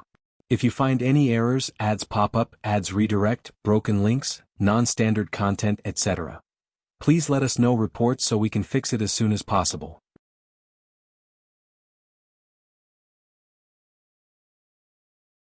Chapter 1270 Interruption. Maybe I should take time to create or find some devastating secret techniques that increase battle strength, Wu Hong thought. Secret techniques are common in the cultivation world as they are usually ways for cultivators to drastically increase their strength by paying a price. They are typically used in desperate situations, and the most common methods are burning the blood, body, and soul to increase power. Secret techniques become more important at the pinnacle of the Paragon realm because they are the most widespread method of acquiring the title of Primal. Of course, people who become primal through secret methods are at the bottom of the list. After all, you'll become weak after using this technique since you must pay a price, leaving yourself. Wu Hong smiled wryly, knowing this method would not work. If she became weak after defeating him with a secret technique, wouldn't that leave her open to being bullied? Could it be that she had to immediately run and hide every time she beat him? I must heal my injuries to the point of returning to the Paragon realm. Then I'll enter the dark truth, and during the establishment of the perfect foundation, I can better heal myself when rewriting my existence. She had made up her mind. At this point, hesitating and delaying would only make the situation worse for her. Wu Hong suddenly felt a lot more relaxed after making that decision. It's been a while since I've been so motivated to improve. The feeling is not bad, Wu Hong nodded. More importantly, I cannot let this bastard ride over me. She smiled, feeling more confident than ever. Who was she? Empress Wu. She never feared or backed down from a challenge and was not about to do that now, even for her future husband. Wait a minute, Wu Hong thought. When did I start thinking of him so intimately? This bastard is so smooth. I fell for his scheme without even noticing. She looked back at their 2 meetings and she had to admit, they got along so naturally as if they were 2 sides of the same coin. It's a good thing that we can get along so naturally. The path ahead is long, and it would be a nightmare if our personalities did not match. However, I still need to look at things more rationally, Wu Hong thought. She took a moment to look at Wang Wei from a rational and objective point of view. We are compatible in our personalities, ambitions, and drives. He has the strength and talent to keep walking forward with me and be a support on this long journey of the Tao. He is not selfish and intimidated by my accomplishments and challenges me to be better than I believe I could be. Besides a few other minor things I need to check later on, there are only 2 main issues, trust and goals. So far, he's shown me that he's reliable and trustworthy, but enough to put my life in his hands? Wu Hong thought about this deeply. The fact that she's willing to enter the dark truth indicates a high level of trust, but she views it more as a calculated risk. She saw the benefits, spent many years deducing and calculating, and after meeting Wang Wei she made the final push to it. In the lower dimension, Wang Wei entered the dark truth mostly based on the trust of that clone. But if our situation were reversed, could I so unquestioningly trust him? Wu Hong asked, and she did not have to think long to know she would not. So, it's apparent that her trust in him is not that level, and she reckoned he does not trust her as much as he does that clone. That's fine. We can slowly get to know each other and increase our trust, Wu Hong thought. Trust can be cultivated over time, so there is no need to make a big deal out of this issue for now. Of course, it will be something else if they cannot cultivate their trust to a certain level after years of trying. At that point, she hopes they can part amicably. Finally, it's the issue of goals, Wu Hong continued. Wang Wei is obsessed with achieving absolute freedom, and she has her goals that she would not give up for anything. For people at their level of Tao heart, it's impossible to give up their grand pursuit of the Tao for something that is both fleeting and eternal as love. Here comes the issue. What should they do if their pursuit/goal clashes with their relationship? Should they give up their dream and focus on the relationship? Should one person sacrifice for the other? Or should they go their separate ways? Even worse, what if they have no choice but to become enemies? As previously stated, with Wu Hong and Wang Wei's Tao heart, they can't give up their goals, let alone sacrifice them for each other. So, they must come up with an agreement on how that would proceed. He previously had this conversation with that clone, but we must have it again, Wu Hong thought. She always felt that the clone was a little too in love or too emotional, which is fair if she comes from the future and has known him for far longer. As such, that conversation was too easy by her standards. These types of conversations are the kind that make or break a relationship. They can establish the foundation for a partnership that lasts for eternity, so there must be a much higher level of rationality than the clone used. It's good that we have a clear plan to proceed to the next stage of our relationship, Wu Hong thought. She had certain expectations but kept them under control to avoid being too disappointed when they were not met. As she said to him before, she looked forward to him bringing more color to her slightly dull life, but she was also happy with continuing with how things were. Wu Hong closed her eyes to focus on the sermon. Time passed and the two did not speak much, with a few words in between. All the Tier 10 swiftly finished their sermon, and it was soon the turn of Tier 11. 6 preached, but something occurred when Sun Junyao was about to choose the 7th. She paused with a deep frown, making people wonder what had happened. So close. Why couldn't he have waited? Sun Junyao thought. She was about to choose Wang Wei's booth for the following sermon, but she received a message from one of her ladies that the special guest refused to wait any longer and demanded she see him. Sun Junyao was not happy. She planned to learn what kind of person that fated love was through the sermon, and in the third part of the celebration she would propose they play a game of civilization chess and choose 3 people to be her opponent, and Wang Wei would be the third. Now everything was ruined. Why did I expect any better from these people? Sun Junyao thought as she regained her composure. My deepest apologies, fellow Taoists, but I must leave early. What? People did not hide their shock and confusion. It's only temporary, but something urgent has come up, Sun Junyao explained. Once I return, I promise to sing a wonderful piece for all of you as an apology. Lady Sun, there is no need to apologize. We understand. Yes, take all the time you need. It is your celebration and we are guests, so we don't mind waiting. These degenerates were happy. The last time any public record of Lady Sun's voice was recorded was when someone accidentally recorded a small part and sold it at an unknown auction. An Empyrean literally sold his sect to get it, turning over all lands, treasures and resources, and even the disciples and elders became slaves. The terrifying part is this price was low due to the fact it was too late when the news spread. I'm glad you can all be so understanding, but I will keep my word, Sun Junyao said. In the meantime, enjoy a dance from our palace's most talented lady. She slowly left the stadium, giving these people one last gift. Once she was out of sight, the announcer, a beautiful middle-aged woman with a strict, no-nonsense appearance, awaited her. Is everything all right? Sun Junyao asked. So far we have found no issue. Very well, she nodded before heading to a secret room of the palace. Palace Lord, do you maybe want to change clothes? The announcer reminded Sun Junyao, making her pause and look at her clothes. That would indeed make the guest feel more special, she thought, and with a snap of her finger, her dress changed to a more casual, intimate red and black. She also changed her hairstyle to be semi-formal. That's perfect. Let's go. Second floor. Wang Wei squinted his eyes after seeing Sun Junyao's departure. Are things about to start, or is this just a small prelude? He wanted to see what Sun Junyao was doing, but this palace was a potent treasure, and the formations were not a joke, rendering his powers useless. If you find any errors, ads pop up, ads redirect, broken links, non-standard content, etc., please let us know reports so we can fix it as soon as possible.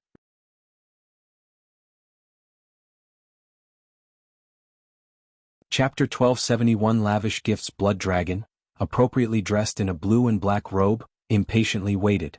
He did not appreciate these ants having such a close and intimate relationship with his Sunner, but he allowed it long enough since he knew it would please her. However, he had allowed it to go long enough, and now was time for them to get to know each other. As for the so-called recompensation song, these people can only dream about it as long he's here. How could he allow these ants to share the joy of listening to his woman sing? Blood Dragon sneered. He suddenly sensed she was approaching, so he quickly condensed a mirror before him and checked his appearance. He found a small stain on his horn and swiftly wiped it. Then Blood Dragon put on his brightest smile. Yower, it's good to see you. Blood Dragon's eyes shine after seeing her new dress. He controlled himself to hide his happiness. He only wished he could rub in these people's faces, showing them how much special attention she was giving him. Lord Blood Dragon, Sun Junyao bowed. I've told you many times before that you can call me Aou. In that case, Sir Aou, Sun Junyao said, her cheeks slightly red. She did it, she called me by my name, Ao Shin thought, trying his hardest to control his excitement. I knew I made the wise decision to come here. That old man kept looking at him disappointedly despite not uttering a word, making him reconsider. Now he knew he had made the right choice.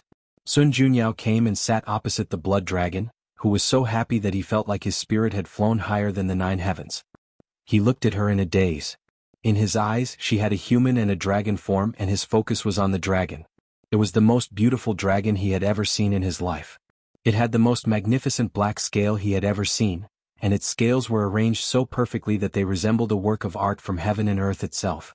Her eyes were purer than the whitest of snow, and her multicolored eyelashes gave her a coquettish spirit that drove him insane. Her horns were perfectly spaced apart, and their white color increased the dragon's nobility and beauty.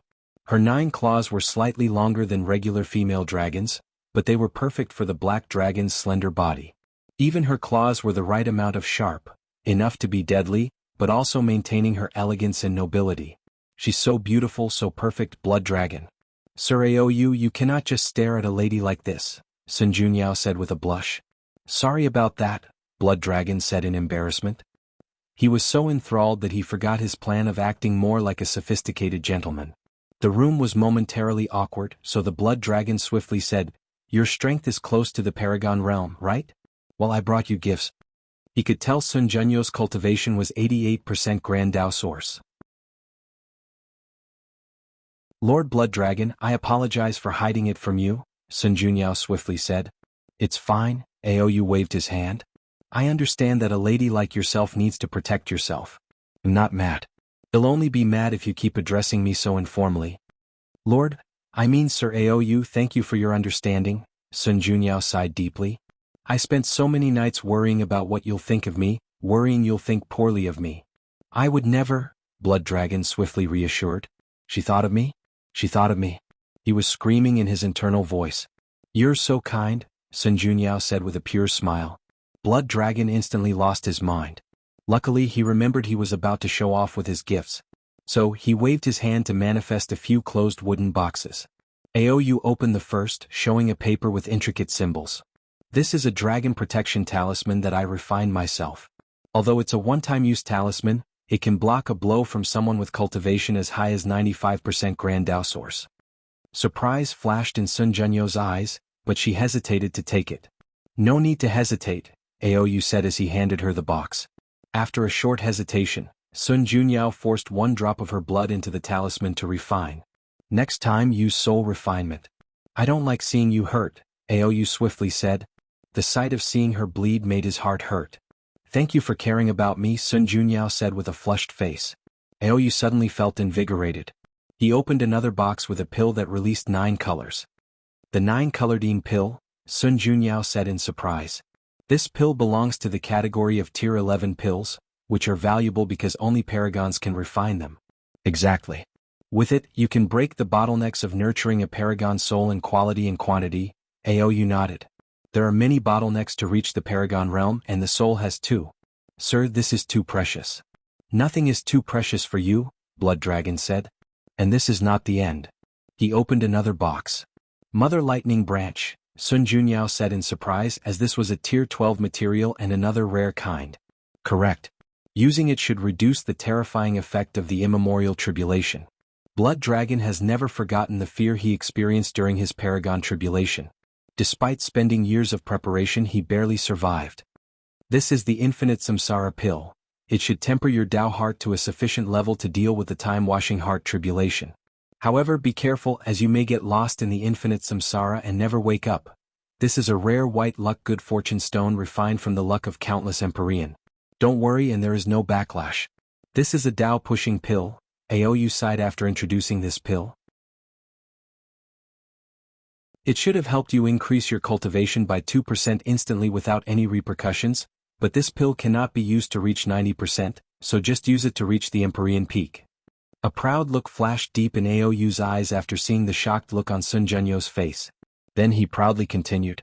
That's a primordial essence heart. It contains enough energy to train your body to the peak of Tier 11. However, do not, under no circumstance, open the gate of flesh before your immemorial tribulation, or the difficulty will be 100 times harsher. Sun Junyao took a moment to regain her focus. Sir Aou, why are all these gifts related to, you know? Very astute of you, Aou chuckled. That's right. My greatest gift to you is the opportunity to enter the next realm. Sir, what about the other? I wouldn't want you to get into trouble? Aoyu suddenly felt a surge of pride and unlimited power. What can they do to me even if they wanted to? He sneered.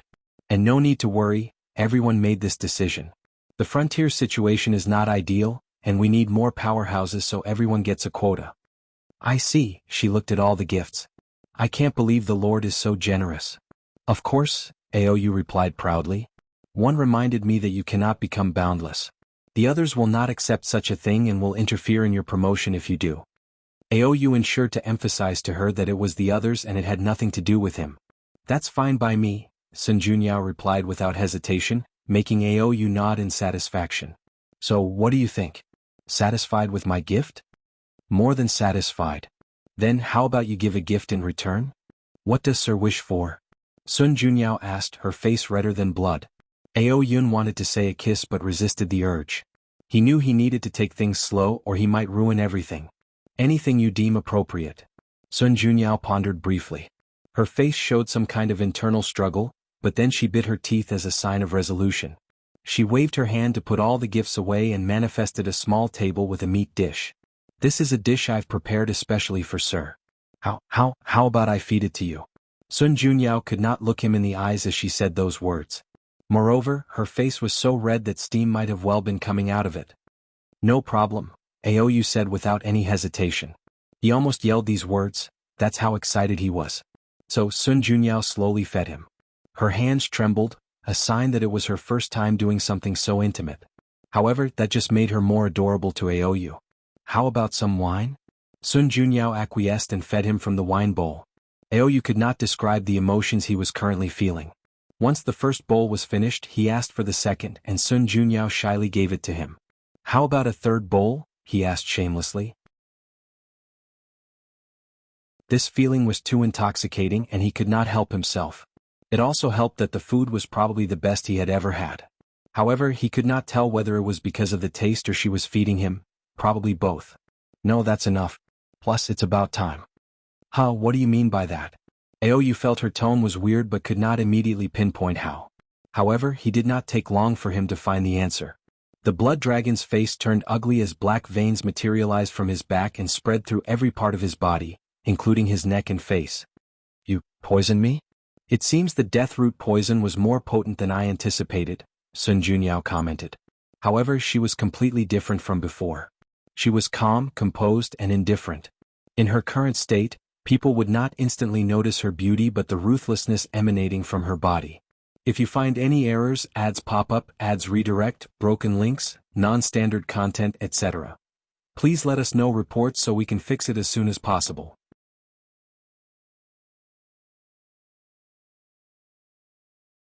Chapter 1272. Not just one death. Sun Junyao calmly looked at the dying blood dragon. She was a master at reading emotions, so she could tell from his eyes that he was still in disbelief that she would betray him. She shook her head. He was just like everybody else. Sun Junyao sighed, thinking about how much effort she had taken before reaching this point. A look of annoyance flashed in her eyes. Do you know how much time and effort I've spent just on that deathroot poison alone? After you guys used the world's luck to cast a causality spell that destroyed anything that threatened you, almost all poisons in the world were destroyed. They were nowhere to be found. Sun Junyao wanted to be angry, thinking how many rare resources these parasites destroyed so that they could protect themselves. The only place with such poison was those top lineages, Sun Junyao continued. But they were sealed or did not want you to use an excuse to plunder their sects, so they refused any of my attempts to get my hands on one. As fate would have it, I found that destroyed deathroot and wanted to revive it. However, you people kill all poison masters, alchemists, or spiritual herb planters capable of such a feat. Sun Junyao looked at him with pity. Fate is truly against you. There happens to be a talented poison cultivator in the lawless zone with the skills to revive and even improve on it. The next step was to get you into ingesting it without noticing. For this part, I would like you to meet one of the greatest contributors. Sun Junyao clapped her hands, and a middle-aged man with streaks of white hair on the side of his hair walked in. His body naturally emanated a scent of spices. He looked at Blood Dragon with unrestrained hatred. Remember him? Sun Junyao asked. You probably do since he's the only gift from you that I've ever accepted. Well, I have to thank you. Without all his excellent food, I would never have such a rapid cultivation speed. More importantly, this plan today would have never succeeded. He integrated the death root into your food so perfectly that your body would not detect it as a poison. Instead, it will see it as a nourishing substance. Sun Junyao then pointed at the palace's ceiling to manifest an array. The next step was asking Lady Wu for this array that suppressed your sense of danger, and voila. Of course, it helps that you were so fanatic, for lack of a better word, about my beauty. I'm sure that was a great distraction from the danger surrounding you. Roar, a potent dragon roar emanated from Aou's mouth. With a twisted fist, he managed to summon a decisive blow as he summoned a red dragon phantom that rushed. The palace trembled, but nothing else occurred. A shield appeared before Sun Junyao and the cook named Qin Shu. "Weren't you paying attention to the banquet?" Sun Junyao asked. "Lady Wu granted me a protective talisman. How can someone like you break something she made? Know your place, little reptile." Aou's eyes turned red. Nothing dragons hate more than being called lizards, snakes, or reptiles. He stared at Sun Junyao. "Oh, so many emotions, including some vile things you think you're going to do to me once you get out of this situation," she commented. "However, more than anything else, you wish to know why I'm doing this. Am I correct?" she asked him. "I'm going to take that as a yes," Sun Junyao nodded. "I'll tell you. Lady Sun, I think we should activate the poison and accelerate his death," Qin Shu said. "Is that your way of saying I'm speaking too much?" she asked him. "I wouldn't dare." "You don't understand," Sun Junyao continued. "I've been planning this for so long and had to keep it a secret to ensure nothing was leaked. Now is my chance to show off. How can I let it go so easily?" She focused on Aou. "To answer your questions, there are many reasons why I did this, including all the atrocities you've committed, how you, parasites, have blocked the way forward, revenge for my cook, and revenge for scheming against my apprentice and turning him into a waste. However, none of those are my primary objective. For those, I only have two. Firstly, you killed my second apprentice." Aou looked at her confusedly. "You did no such thing." "It was an accident, but I don't know if that makes it worse or better," Sun Junyao continued. "I once met this blind little beggar boy and surprisingly discovered he could not see me. I know you think my words are odd, but that's because you don't know that my accursed beauty works even on people without any sights or visual detection. As long as I'm close to them, their idea of the perfect beauty will manifest in their mind. However, that boy was truly blind, eternally without a sight. I knew he was special and planned to cultivate him, but my greed ruined him," Sun Junyao sighed. "You have no idea how exhilarating it felt to talk to someone not influenced in the slightest by beauty. The boy was only 8 and was utterly ignorant of the world, but I enjoyed our conversations. I enjoyed cultivating his curious mind." Alas! A deep sadness enveloped Sun Junyao. "I knew as soon as he became my disciple, our dynamic would change and we could not converse normally, so I delayed things just to enjoy that brief peace and tranquility. Sadly, fate had other plans. I only left for 10 minutes to deal with things at the palace, but when I returned, you wiped out the entire mortal dynasty. Later, I learned it was not even intentional. You had a confrontation with someone and blatantly used your aura in an area full of mortals, killing everyone around. My poor apprentice." Sun Junyao looked at him with a fierce gaze. "That's why I chose you out of all the other 8, Sun Junyao said coldly with indifferent eyes. In the next second, her demeanor returned to calm and a little more positive. "Of course, I cannot say that's my main reason. That would be hypocritical. After so many years, I've properly mourned little Ergu," Sun Junyao continued with a slight smile. "My primary motivation is reputation. I'm tired of people seeing me as nothing but a beautiful vase, someone whose only value is their face. What better way to change my reputation than to kill a paragon and, more importantly, be the one to start the end of this era?" A hint of brilliance and madness flashed in Sun Junyo's eyes. "After killing you, my name will forever be transcribed in the annals of history. From now on, people will not know me as Sun Junyao, the most beautiful woman in the world. They'll know me as Sun Junyao, the Paragon Slayer, the herald of end of this terrible era. You won't succeed." "Oh, but I will." Blood Dragon fell to the ground, his soul scattered, and his body turned into this black ash that dispersed a few seconds later. "You should leave since the next part might be dangerous," Sun Junyao ordered. "Are you sure you don't need my help?" Qin Shu asked. "Don't worry. It'll be fine. I've rehearsed this for so many years that I'm prepared for most variables." "As you wish." Qin Shu disappeared from the room, and a few seconds later, Blood Dragon reappeared in the room. The process of returning from limbo was slightly disoriented, but he soon realized what had happened. "Real-life talisman," he said with gritted teeth. Exactly, Sun Juneo nodded with a smile. I figure, given how many resources you've leached from the world, there should be a few third-rank longevity resources. Blood Dragon quickly calmed down. Now that I'm not poisoned, do you think you have a chance? He did not hide his sneer. Then why don't you attack me? Sun Junyao asked, calmly waiting for him to make a move. However, even after more than 5 seconds, the dragon only looked at her while secretly analyzing the surroundings with his divine sense. Truly a coward, Sun Junyao uttered while shaking her head. I often wondered how people like you survived the time-washing heart tribulation. I guess that's not fair. Maybe in your prime, you had a pure and courageous heart to pursue the Tao, but after becoming thieves that stole the world's power, you indulged yourselves in power politics and thought only about how to preserve your power by keeping everyone else down. Sun Junyao was genuinely disappointed. All right, since you want to take action, I will. She raised her hand to snap her fingers. Blood Dragon reacted. The difference between their strength was astronomical, so all of Sun Junyo's actions were in slow motion in his eyes. He raised his hand to release a devastating blood magic. However, as soon as he mobilized his power, Blood Dragon fell to his knees, holding his heart. You? Wondering how I knew about your bloodline curse. Well, let's just say you're not keeping as secret as you think, and many of the dragons under your control would do anything to get in my favor, she replied with a smile. If you find any errors, ads pop up, ads redirect, broken links, non-standard content, etc., please let us know reports so we can fix it as soon as possible.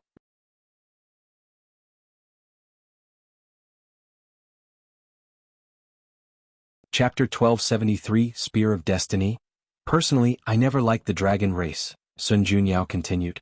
For what they are capable of, they are too arrogant. They are not the pinnacle race of bloodline and innate creatures, since that title goes to the fiend gods. They are not the best regarding law comprehension, since that title goes to us humans. So, what do they have for them to be so arrogant? Besides being able to show their superiority to the demon race, there is nothing special about them. And I've always wondered why dragons represented the chi luck of all sentient races? What did they do to deserve such an honor? I doubt their forefathers did anything valuable or unique to warrant such a blessing. It was probably Grand Dao's choice. Sun Junyao shook her head, not hiding her disdain. Regardless of how I felt about them, they did one praiseworthy thing. Cursing you, Sun Junyao sneered. She knew that the bastard was ruthless even to his own kind, so during the Paragon cleanup, he volunteered to deal with his clan members. The sick bastard probably had some sense of inferiority due to his treatment in the clan and thought this was a perfect opportunity to get revenge. Unfortunately for him, one of the remaining paragons of the dragon clan was a ruthless man. Once she realized what fate awaited her and the surviving members of the clan, she sacrificed herself and all her hatred to put a nasty bloodline curse on Blood Dragon. Enough about the dragon clan, Sun Junyao declared as she raised her hand to manifest a dark aura. She waved her left hand to summon a river composed of chains with symbols on them. I need you to show me where your Tao mark is. Blood Dragon stared at her with bloodshot eyes. Although he did not speak, the ridicule in his facial expression was evident. I know you want to talk peacefully. That's why I brought this thing. Here, have a small taste. She injected the black aura into his body, and Blood Dragon immediately fell to the ground, shaking uncontrollably. Then less than 10 seconds later he started screaming his throat out. Sun Junyao calmly watched him for half a minute before stopping the pain. I've copied the flesh tribulation pain of more than 10 million body refiners, ranging from the mortal realm to those close to opening the gate of flesh, Sun Junyao explained. How is the pain? Do you want to try more, or do you want to tell me what I want to know? Blood Dragon did not utter a word. He couldn't even if he wished to, as he could still feel the lingering pain. But even if that were not the case, he knew the importance of his Tao mark and would never reveal such information. He might have many weaknesses, but there is one thing that he never plays with: his life. That's unfortunate, Sun Junyao sighed before activating the pain again. She watched him scream for half an hour. You know you could just kill yourself, right? Sun Junyao stated. Do it and the pain will end. Blood Dragon continued to scream in agony. Unfortunately for people like you, living is above everything. Your life is more precious than even pain or discomfort. I guess I should give you some credit since your insistence on living despite anything is a form of high willpower. Sun Junyao watched him for another half hour before stopping the pain. Don't waste your breath. I won't say anything, Blood Dragon uttered. "Oh, I'm aware of this," she replied with a smile. "I figured this might happen, so the pain was just the first step of the plan. Its purpose was to weaken you mentally for the next part." A transparent cube with a blue dreamlike fog appeared in the mist. "This is the ultimate illusion created by the 13-tail paragon. I've added some essence of perfection into it to raise it to the next level." As she looked at the cube in her hands, Sun Junyao could not help but feel sad due to its creator's story. The 13-tail paragon came from somewhere in the lower dimension as a mutated 10-tail fox demon. However, her life was cursed by betrayal. Her clan betrayed her, and after ascending, everyone she trusted eventually betrayed her. Disillusioned by the world, she lived in isolation to protect her heart. Sadly, fate had other plans. A wounded man landed in her place of isolation, and out of the kindness of her heart, she saved him. Then they slowly got to know each other, and her frozen heart slowly melted. Unfortunately, destiny has already written her life as a tragedy. In the Paragon realm, her Tao companion, the man she saved, betrayed her. Sun Junyao never discovered why, but she knew the third-tail paragon was injured. Before dying, she cast the ultimate illusion, putting the love of her life into a world of lust in which his essence would slowly be drained. This death was slow and devastating, but simultaneously he never felt a single thing. Until the last primordial yang energy in his body was sucked dry, and his body and soul scattered, that man never felt an ounce of pain. Unfortunately, the 13-tail paragon also did not make it. She did not succumb to her injury but was tired of life after that betrayal, so she removed her Tao mark and scattered it between heaven and earth. Sun Junyao took a moment to compose herself before activating the illusion. She was lucky to find this thing still active in a secret realm and almost died. That secret realm is one of the few instances where her perfection saved her life as it awakened her from that eternal illusion. As expected, Blood Dragon was immediately laughing like an idiot. Sun Junyao did not blame him since she knew he was currently experiencing all the fantasies he had about her without remembering the fact she had just tried to kill him. She controlled the illusion so that he revealed the location of his mark. Blood Dragon subconsciously resisted, but he eventually revealed the information after a slow and steady approach. Excellent, Sun Junyao thought before memorizing the location and putting her dowel on the mark so she could erase it later. This is a perfect opportunity to get information out of him. Should I? No, I've already wasted so much time. She activated the curse to its full power. Boom. Blood Dragon exploded into a pool of blood that scattered everywhere. His soul also disintegrated. Sun Junyao was the only clean thing in the room since a barrier protecting her blocked the stain. She then waited, and a few seconds later the Blood Dragon returned. "No!" roared Blood Dragon, his voice full of anger and agony. He did not expect the opponent to have more than one real-life talisman. How could she have gathered so much? They've been ensuring these things are extinct for countless yuan epochs. Blood Dragon wanted to attack, but it was useless. After his outburst, the bloodline curse had already activated. He looked at her, and a hint of cruelty flashed in his eyes. He put his hands above his heart and pulled out a red liquid. He's stripping his bloodline? I did not expect this level of ruthlessness from him, Sun Junyao frowned. She knew the consequences of such an action. He will indeed remove the curse's effect, but the backlash was numerous, including flesh weakening, soul injury, and losing countless bloodline abilities and techniques. Even if I urge the curse now, it won't kill him, just further weakening him. An injured and weak paragon was still a paragon. It's time for the third killing method. Old man Tianji, it's your turn. I'm on it. A formation appeared above the room before starting to nurture this golden orb. Go ahead, said old man Tianji. Fellow Taoists, Sun Junyao said, her voice reaching the ears of all the banquet attendants. I've encountered a difficult problem and I know this is a lot to ask for, but I would like to borrow your destiny. I cannot explain in detail now, but I promise it's for a good cause, and I will tell you everything once this is over. Lady Sun needs our destiny? No problem. You can have it. Forget borrowing, he'll give it to you if you wish. Countless chi-luck dragons and celestial phenomena rushed from the banquet room and into the golden light. Meanwhile, Wang Wei and a few people did not act rashly. Instead he looked at Wu Hong. Don't look at me. Things have gotten this far. Can't you just tell me? No. I feel like you're just being petty. Bingo, Wu Hong gave him a thumbs up. Wang Wei sighed, and after thinking about it briefly, especially his conversation with old man Tianji, he sent his destiny. Of course, he also added something to it for protection and to spy on what it's going to be used for. Most people, like Emperor Kong, made similar choices as Wang Wei after pondering about it, and only a handful of people directly rejected the proposal. Old man Tianji, who was controlling the formation, had brilliant lights in his eyes after seeing Wang Wei's destiny. He even sighed in relief. With all the people present, it's possible to condense that spear of destiny, to kill the dragon and ruin his luck, but it will be perfect if the destined one used his destiny. With him added to the equation, there will be no issue. If you find any errors, ads pop up, ads redirect, broken links, non-standard content, etc., please let us know reports so we can fix it as soon as possible.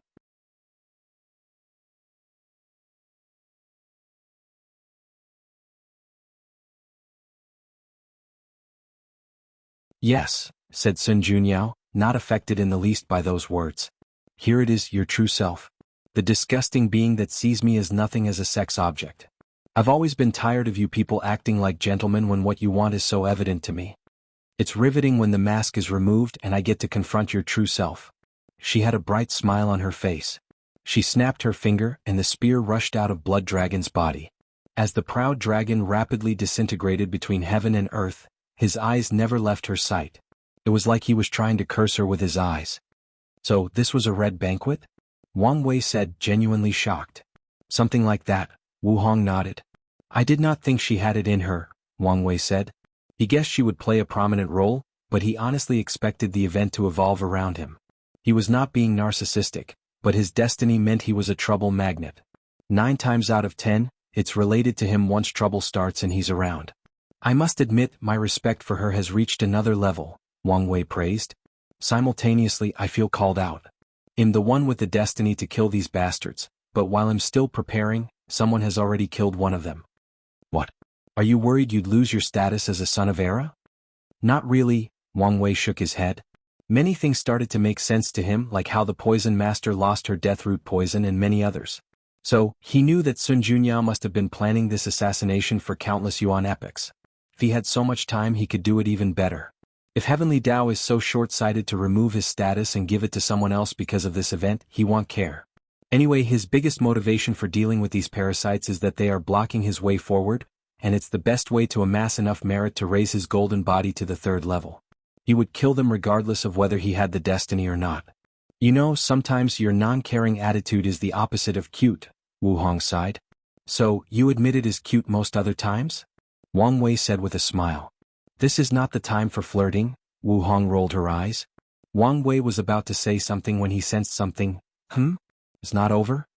Sun Junyao held the golden spear and waited. As expected, a pale-faced blood dragon appeared before her. However, unlike the previous time, he was extremely calm, and his eyes were terrifying. According to information, this should be your last life. You die now and you're truly gone, Sun Junyao said calmly. Do you think any of your tricks and trickery will work on me now? Blood Dragon sneered. You're correct, Sun Junyao admitted.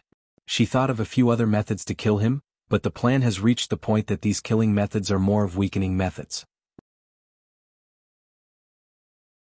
However, she did not mind as she had accomplished something crucial. Blood Dragon's strength had dropped from 93% Grand Dao source to 90%, and many of his techniques relied on his bloodline, emptying almost everything in his fighting bag. But only partially, Sun Junyao continued. The room suddenly changed, becoming a vast universe billions of times larger than the observable universe in the prehistoric world. Blood Dragon was on the highest alert to prevent any more schemes against him. It's already terrible to have completely fooled him twice. He would be a stupid pig to be fooled a 3rd time. I've always planned for your last death to be through honorable combat. That's the best way to forge my reputation without people talking about how I'm a scheming bitch that uses my beauty, Sun Junyao stated. However, you're too powerful, so I had to level the playing field. Level up the playing field? Blood Dragon muttered, slightly confused by these words. Then he thought of something and his face changed. Sadly, it was too late for him to react. An immense pressure descended from the heavens into this universe, limiting his strength to the peak of the Empyrean realm. Lawless iron from the lawless zone. That's right, Sun Junyao smiled. Now our strengths are on par. Isn't it the perfect way to decide victory? To decide life and death. As Blood Dragon glanced at her, fear rushed through his body. He knew geniuses like her had one thing in common: invincible in the same realm. He had spent most of the last few million yuan epoch bullying people with his higher cultivation. So, where would he have any experience fighting these geniuses on the same level? Blood Dragon took a deep breath to calm down. Luckily for him, the recent invasion awakened the fighting in his blood and brought him plenty of experience fighting these geniuses. Although he did not have the formation as protection, he was still technically one realm above his opponent and had many other advantages. Remember what I said? Just know, I plan to keep my promise, Blood Dragon said as he instantly transformed into his proper form to maximize his strength. However, Sun Junyao suddenly laughed uncontrollably as she saw him.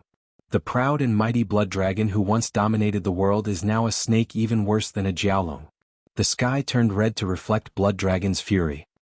His appearance was that of a long snake with 3 claws, a few spots with scales, and a small dragon horn less than 7 inches above his head. And whose fault is that? He roared. He opened his mouth to fire a beam of corrosive blood. The beam destroyed trillions of galaxies as they rushed toward their target. However, Sun Junyao was extremely calm. She pointed to the golden spear and said, "Copy Dao activate." The sword released a slight golden light before 8 more appeared, for a total of 9. Then, with a thought, they rushed toward the beam and the dragon. Join my Discord to have many discussions about the story and so on. Here is the link, Novel Cole Discord. GG/PrincessDipY if you find any errors, ads pop up, ads redirect, broken links, non-standard content, etc. Please let us know reports so we can fix it as soon as possible.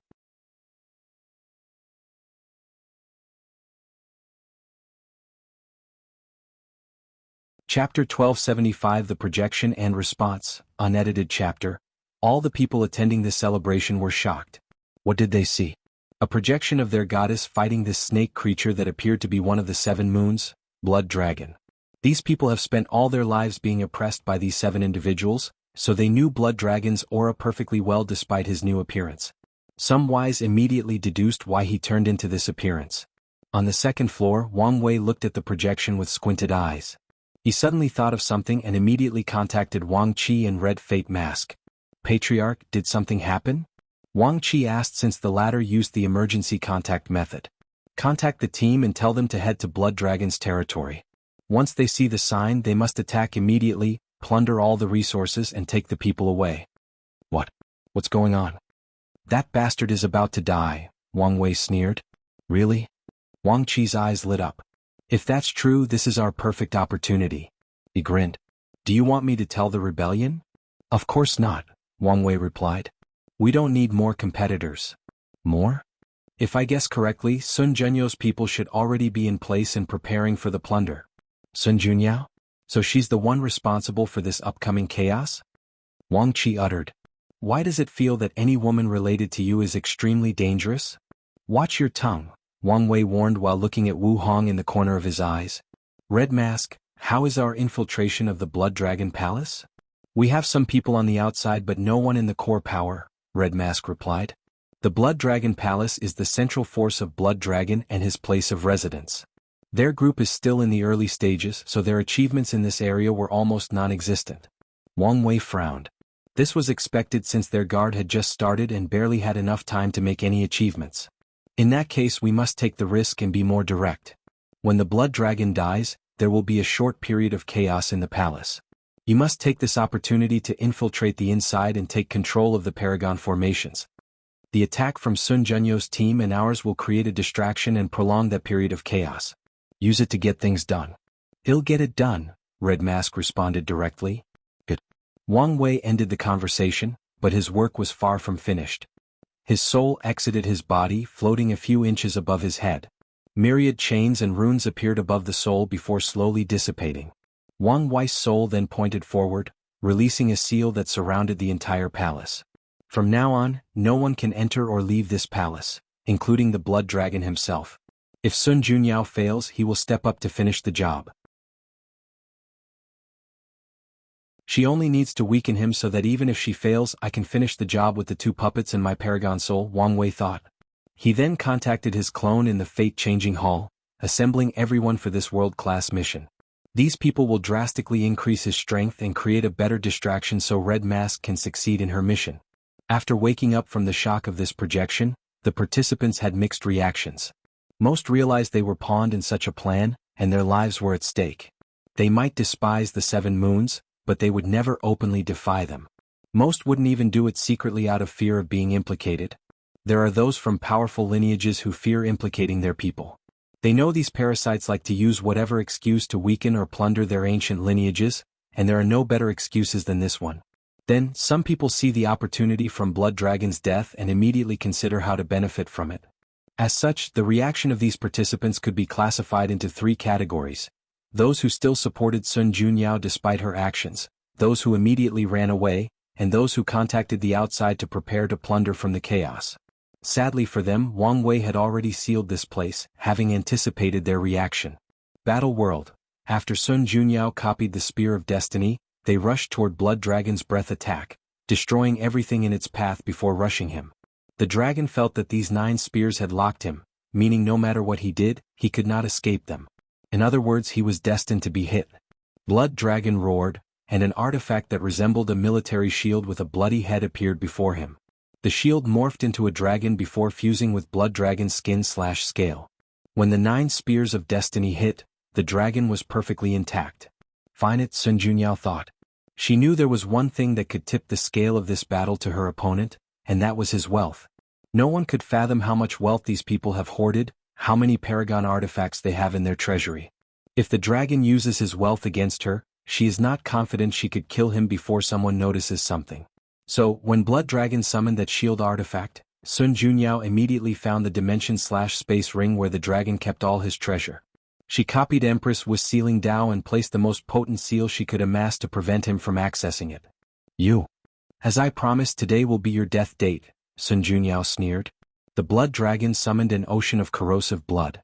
The so-called ocean spread to every corner of this universe, destroying everything.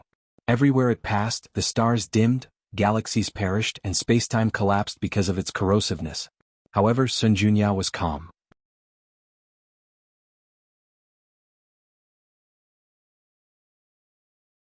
The dragon had a terrified expression after seeing the bamboo sword, but what happened next solidified his reaction. The entire battle world screamed in agony at the appearance of the slash. Blood Dragon reacted swiftly as he opened his mouth to release a ball, his proven Dao artifact. This thing was in his sea of consciousness, thus not affected by the previous seal. He immediately used its power to protect himself from that slash. If you find any errors, ads pop up, ads redirect, broken links, non-standard content, etc., please let us know reports so we can fix it as soon as possible.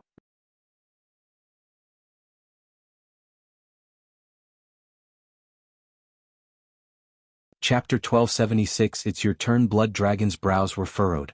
Despite using his proving Dao artifact, that slash still cut off a significant portion of his tail. No wonder Time Eater is so obsessed and fearful of that woman. If he did not act in time, he would have died without an intact body. He was so glad that he killed most of these swordsmen and not let them grow up. Their attack potency was something else. Blood Dragon's artifact released a red light into his body, trying to heal that missing tail, but it could only alleviate the situation. I must kill this bitch as soon as possible. Blood of the universe. Any universe or large space with intact rules and laws can be considered a living creature, and all living creatures have blood in some form or shape. Blood Dragon's technique allowed him to summon the blood of whatever area he was in and do with it as he pleased. In this current situation, he chose to swallow the universe's blood to increase his strength and regenerative capabilities. Then he cut off the part of his tail with Sun Junyau's true will before regrowing it. Meanwhile, the most beautiful woman in the world continued emulating the most powerful swordsman in the world. She stabbed her bamboo, releasing a terrifying strike. An armor of blood surrounded Aoyu's body, blocking the attack, or it blocked most of it. The strike decimated the armor. However, it had one property that saved its wearer: constant regeneration. It did not matter how many times Sun Junyau's attack destroyed the blood armor, it would instantly regenerate. Thunder Dao, Immemorial Tribulation. One of the most challenging battles Sun Junyao had experienced was from the Divine Punishment Empyrean. The bastard created a thunder technique that summoned immemorial tribulation. After she copied his Dao, she made him experience the terror of his own attack. Blood Dragon's face lost color when he saw the tribulation clouds above their heads. There is one event that all paragons will never forget in their life: the immemorial tribulation.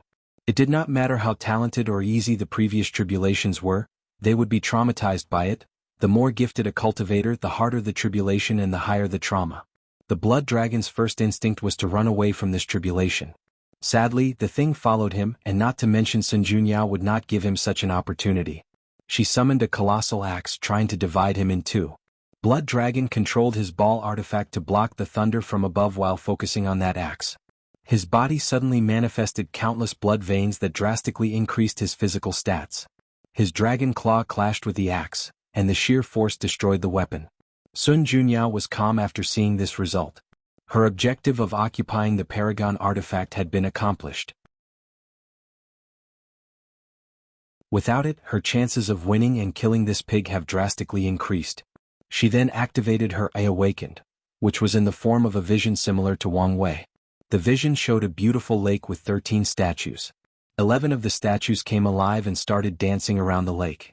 The visages of the statues could not be determined, but anyone who watched them would instinctively think they were the most beautiful thing between heaven and earth. Additionally, the ethereal atmosphere of the lake somehow perfected their performance, elevating it to a higher state of existence. Dance of Perfection. Sun Junyao finally used a technique that could be said to be original. She used her awakened state to cast a potent illusion/charm technique that can lure the minds of people with the strongest Tao heart. The truly terrifying aspect of this technique is its ability to show people what they desire the most. It's not about their ideal version of beauty but what they pursue and want the most in life. Whatever that is, the dance will not reveal it to them but show them a path to achieving it. Sun Junyao knew that if she revealed these people's innermost desires, they would be more likely to realize they were in an illusion. So, she opted for the most captivating option, showing them how to achieve their ultimate goal/pursuit. While the dragon was distracted by that illusion, Sun Junyao controlled the Spear of Destiny to enlarge itself until it was larger than the dragon's body. Then she nailed him. The dragon roared in agony. Luckily for him, the pain woke him up from that illusion. He immediately assessed his situation, realizing he had little time left. The spear contained the destiny of the Chosen One, meaning it was his nemesis. It was one of the best weapons to kill him. As such, if he did not make the correct move in the next nanoseconds, he would die, and it would be true death since he had no more longevity resources. In this brief moment of life and death, the blood dragon's mind was extraordinarily calm and calculated. He abandoned the current body and used the technique, Blood Rebirth. His Dragon Ball, the official name of his Proving Tao artifact, stored some of his blood essences in an emergency like this. With that blood, Aou survived and returned to his peak. Aou left the Dragon Ball with a new dragon body. His aura was fierce and his strength was even higher than before. He felt great. That was until he heard these sarcastic words. "You really are an idiot," Sun Junyao sneered before reciting a spell, and numerous dark marks appeared on Aou's body. The curse, the dragon thought with an ugly expression. The blood essence he stored was from his previous dragon body, which contained the curse. As he felt his body immobile and unable to move, he gritted his teeth. He became even more ruthless and forcefully destroyed his bloodline a second time. The backlash was even more intense due to how much he rushed. Aou's aura plummeted along with his strength. His choice could be said to be the correct one, but it did not improve his situation in the slightest. On the contrary, it made things worse since Sun Junyao would not give him another opportunity. She summoned the Spear of Destiny and blessed it with a bit of destruction Tao. It was apparent she wanted to end this fight once and for all, making the blood dragon desperate. In this case I can do only one thing, Aou thought. He knew the situation had reached a desperate level, and only one strategy left could save his life: stall for time. He first cast a technique called World's Protection. No matter how they achieved it, the fact is that the 8 moons and 2 suns were the destiny center of the Eternal Ascension world. Most of the world's luck belonged to them, so Aou summoned that luck to condense the ultimate defense around him. Of course, the blood dragon was not stupid, at least not to this unreasonable level. He knew that Spear of Destiny was the bane of his luck Tao-based technique. As such, after the spell succeeded and the protection surrounded him, Aou used his blood Tao to convert this technique from luck Tao to blood Tao. Blood Coffin. He changed into his human form to better condense his defense and lay inside a red coffin. Sun Junyao's spear bombarded the coffin, but it was perfectly intact. She tried a few times and it was the same. Damn it, this is the worst-case scenario that I did not want to appear, she thought. She summoned her Proving Tao artifact, a miniature replica of her heavenly beauty palace. With the artifact, she can better replicate unique techniques or the ones based on outlaw Dao like times, fate, destruction, etc. With these blessings, Sun Junyao started to bombard the coffin. She made progress, but the process was too slow for her liking. "This is embarrassing to watch," Wang Wei commented after seeing how the blood dragon forgot about the curse and revived from his blood essence. "This is what happens when you stand above all sentient beings for so long without having the strength and merit to do so," Wu Hong explained. "Things wouldn't have been as bad had they taken this opportunity to improve themselves like Time Eater. Instead, they spent most of their time thinking about keeping everyone down and not reaching their levels. The worst part is something tells me his situation could have been worse," Wang Wei sighed. "You're right. If not for the foreign invasion that forced them to fight and improve their battle experience, they would have been worse," Wu Hong nodded. She suddenly looked in the distance. "It's your turn now." "Excuse me? As bad as these people are, they are not so incapable that they would not notice the dragon had slipped off and is on the verge of dying. So, someone is coming to rescue him?" "Yes," Wu Hong nodded.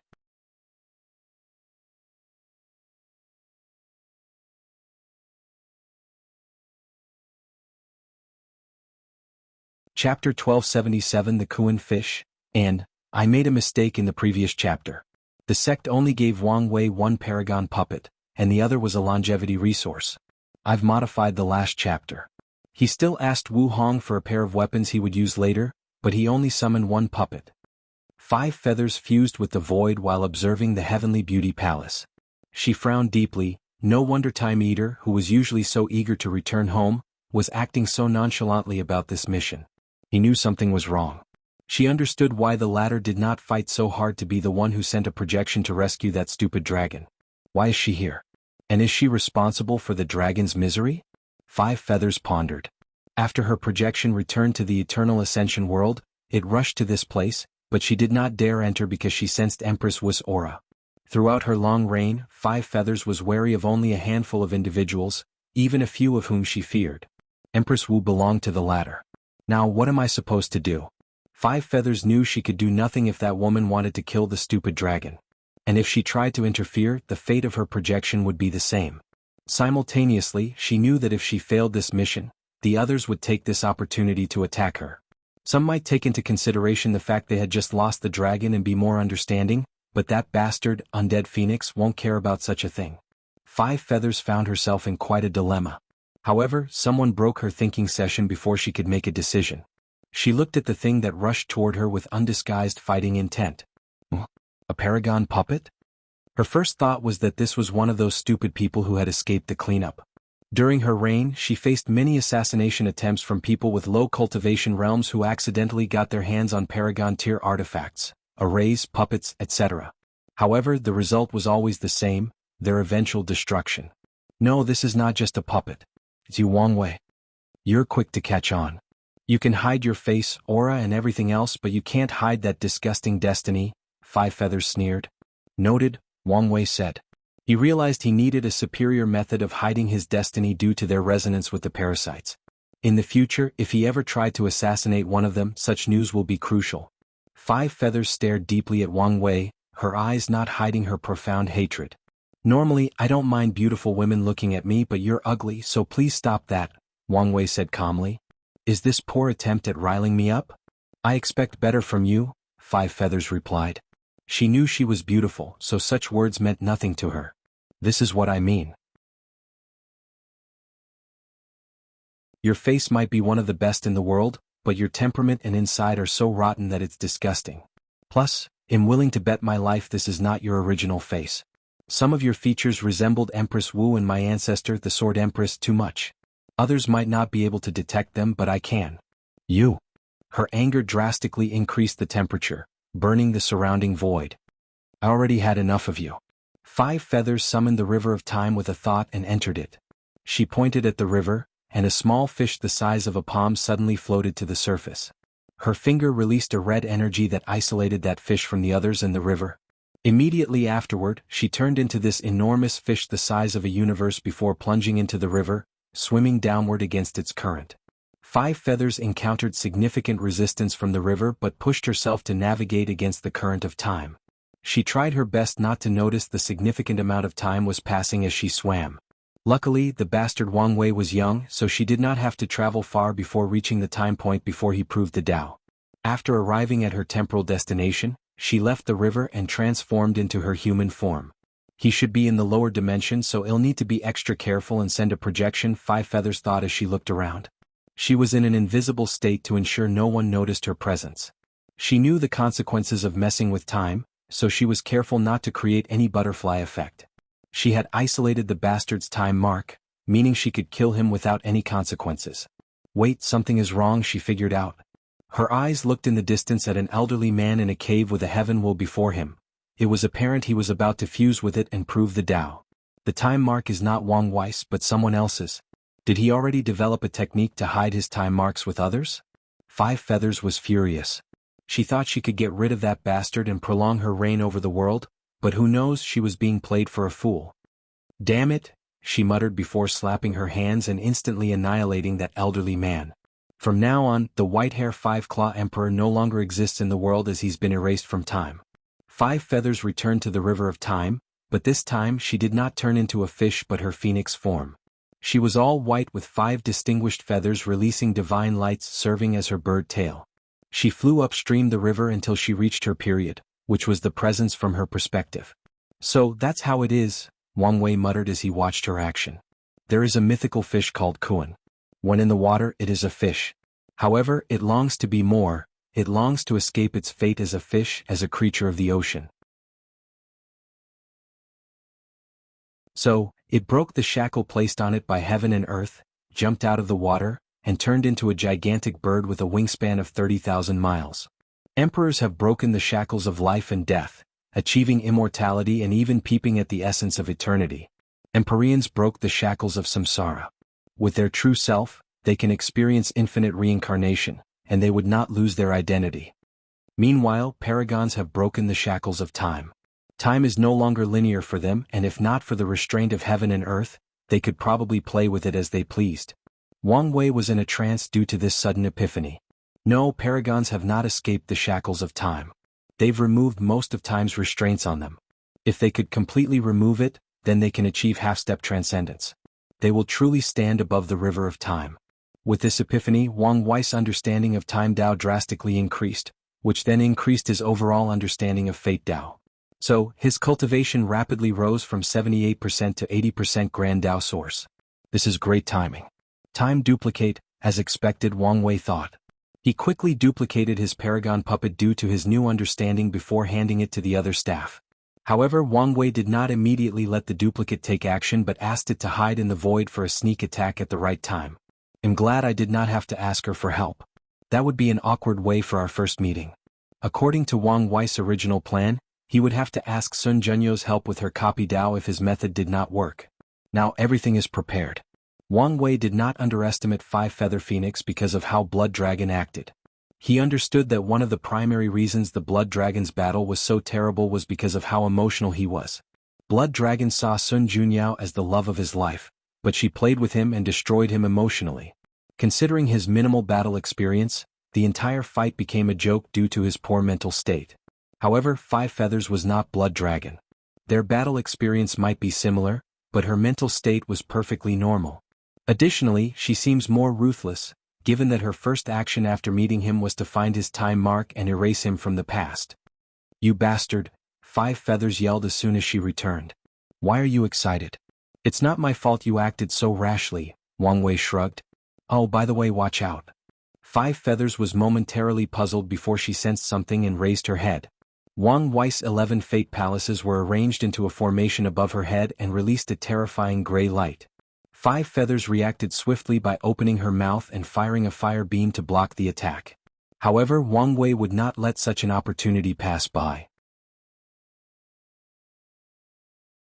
He appeared beside her and smacked her face with his staff, sending the proud phoenix flying thousands of light years away from this location. This should be far enough, Wang Wei thought. He did not want their fight to affect the Heavenly Beauty Palace and possibly remove the seal he had placed, allowing these people to escape or release the information about the Blood Dragon. If you find any errors, ads pop up, ads redirect, broken links, non-standard content, etc., please let us know reports so we can fix it as soon as possible.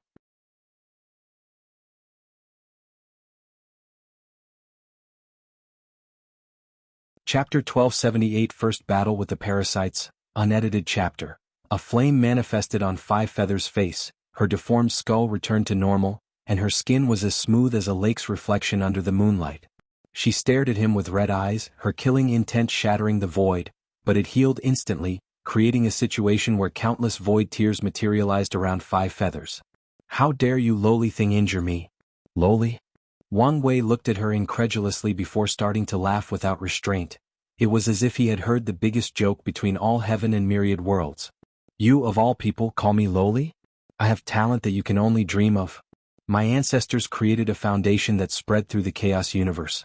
Of all the infinite life in this world, heaven and earth chose me to bear the destiny of the next era.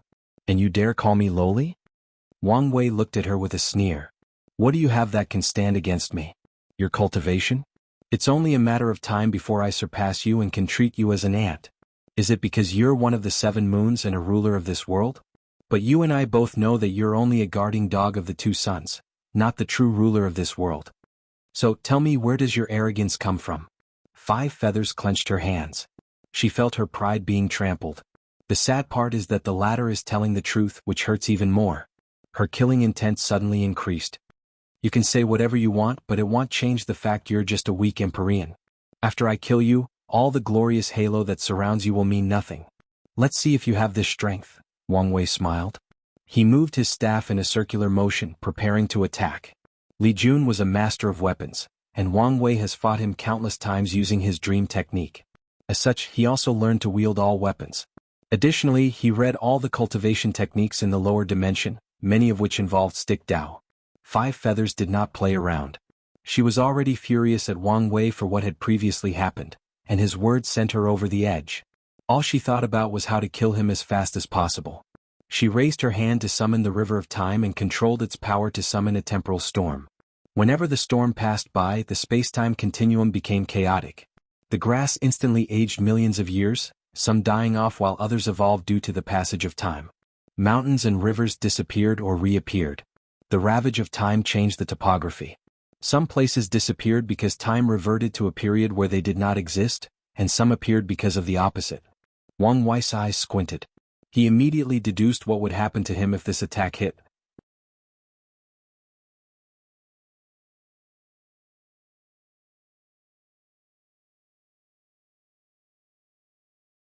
All the techniques she's shown so far were excellent, raising Wang Wei's appraisal of her by a decent amount. If you find any errors, ads pop up, ads redirect, broken links, non-standard content, etc., please let us know reports so we can fix it as soon as possible.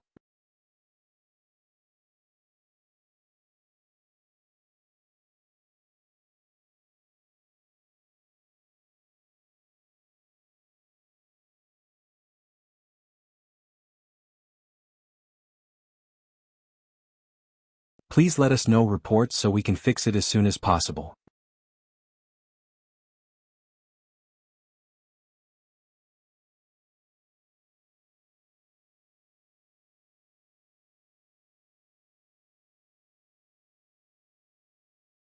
Additionally, his face becomes paler and paler as time passes. At some point, Wang Wei summoned his time clone. The thing did sneak attack Five Feathers, but only her shoulder was broken before she repelled the clone. Five Feathers had some reservations after seeing another clone with a Paragon artifact. However, she realized her worries were for nothing. With Wang Wei's current situation, controlling a second Paragon artifact would only put more pressure on his mind. So, she continued using her 5-element Dao to force the order spell Backlash. Boom. Five Feathers was about to use a terrifying light spell to end the struggle of these 2 vermin. A sudden change occurred between heaven and earth, and a vision spread to every corner of the Eternal Ascension world. There were golden lotuses, sounds of the Tao, sacred beasts flying, sages reciting the sutra, immortals showing their loftiness, and even emperors showing their approval. Five Feathers' face became ugly.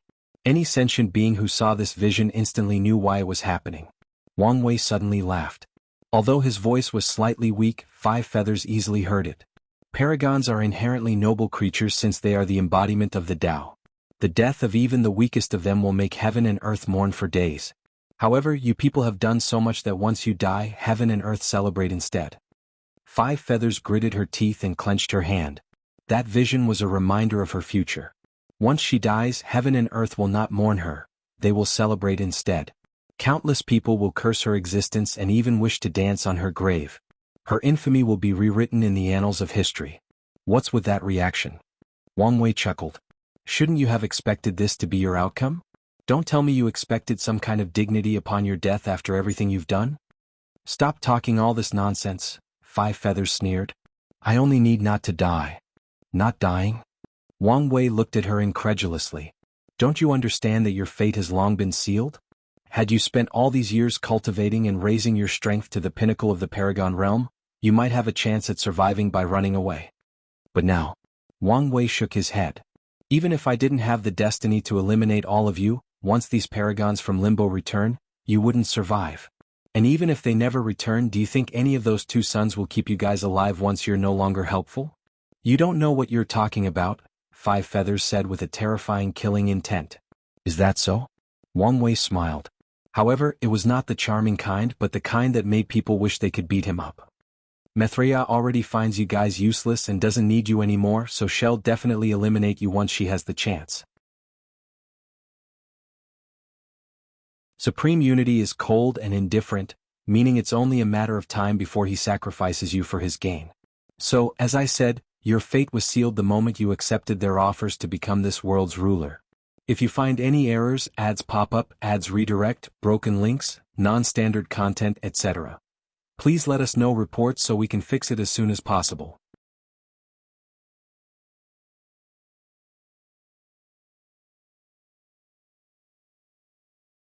Chapter 1281 Finally Move? What's going on? Despite Wang Wei's careless attitude and his act of riling up Five Feathers, his mind was somewhere else. My feeling is not wrong. Something significant is about to happen in the Heavenly Beauty Palace, and it seems to be an opportunity one should not miss. After figuring this out, Wang Wei knew he had to end this fight as swiftly as possible. Blood Dragon was already dead, meaning it was time to plunder that dragon's territory. Although he's blocked the people from the palace, other bold people who saw the heaven and earth vision will also have the same idea. In that case, let's have the body find out what's so important in that palace while I use the puppet for the plunder, Wang Wei finalized. Bastards, have you said enough? Five Feathers roared. She did not need anyone to remind her of her ultimate fate. She had plenty of advisors who did the same and she killed all of them already. Divine Judgment. Five Feathers used much of the chi she had reserved to cast a light spell with a wide area effect. The sky turned bright as trillions of sword lights manifested. They descended toward Wang Wei and the time clone with the utmost prejudices. To these lights, these two are the greatest sinners between heaven and earth and must be destroyed or purified. Wang Wei's face became paler as he saw this attack. He immediately acted in tandem with the clone, setting up a formation with their staff artifact. The two made a circular motion above their heads with their staffs, generating a shield that covered them 360 degrees. The light swords purified everything in their path. The laws of heaven and earth stood no chance against them, let alone things like space-time or any sentient life in the surroundings. Crack. A cracking sound echoed between heaven and earth, and it originated from Wang Wei's shield. He gritted his teeth and increased the resonance between the two staffs, allowing him and the clone to repair the crack and raise their defenses. However, soul blood kept dropping from his nose, which was an indication of his current state. Five Feathers sneered after seeing this and used another spell. An incalculable amount of swords suddenly grew from the ground. Damn it, Wang Wei cursed. With these swords, he now had to defend himself from the sky and the earth. Wang Wei used his soul to mobilize the energy between heaven and earth to supplement himself. His actions created a vacuum of energy in the surrounding billion light-years. Such an act should have disrupted the cultivation of countless people. Sadly, there was no longer anyone around. Keep struggling, you worm, Five Feathers sneered before using one of her most powerful five elements Dao. The backlash immediately caused Wang Wei's shield to be destroyed. He gritted his teeth and did not give up. He worked with the clone to block these attacks with only their staff.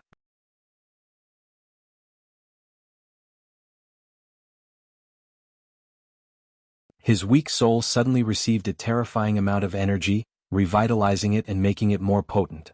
Then, the soul seemed to have become a supreme swordsman capable of cutting everything in its path. Absolute Soul Cut. A terrifying sword flash rushed out of Wang Wei's sea of consciousness. The potency of this attack made the phoenix's face pale, but something worse happened. The attack was not directed at the projection. Its target was the main body. Five Feathers was not stupid. She quickly figured out what had happened. Wang Wei lured her into his sea of consciousness by faking weakness, and while she was trying to kill him as soon as possible, he was creating a causality link to her main body. Arg! Wang Wei heard a cry of agony from the karma link and he recognized that voice. Such a sound was music to his eyes, bringing out some of his masochist tendencies. He smiled before gazing at the phoenix. Damn, this is not over, Five Feathers thought.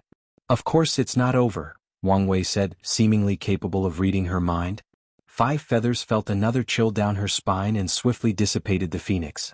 However, when her main focus returned to her body, it was already too late. A terrifying chain of fate bound the projection. The main Bodis injury weakened it and should have dissipated, but the chains did not allow this to happen. The thing was so overbearing that it forcefully overrode her desires and even some of the rules of heaven and earth. What are you going to do? Five Feathers asked. Make you pay, of course, Wang Wei replied. That soul injury is nothing to you. With your resources, you'll probably recuperate in less than 5,000 yuan epochs. I can't have that, can I? Wang Wei pointed at her, and suddenly, a terrifying white dragon that covered 1/10 of the Eternal Ascension world manifested. No, you bastard, don't do this, Five Feathers yelled. She knew the consequences if something happened to that Chi-Luck dragon. You've enjoyed the blessing of this world's luck for far too long, Wang Wei sneered.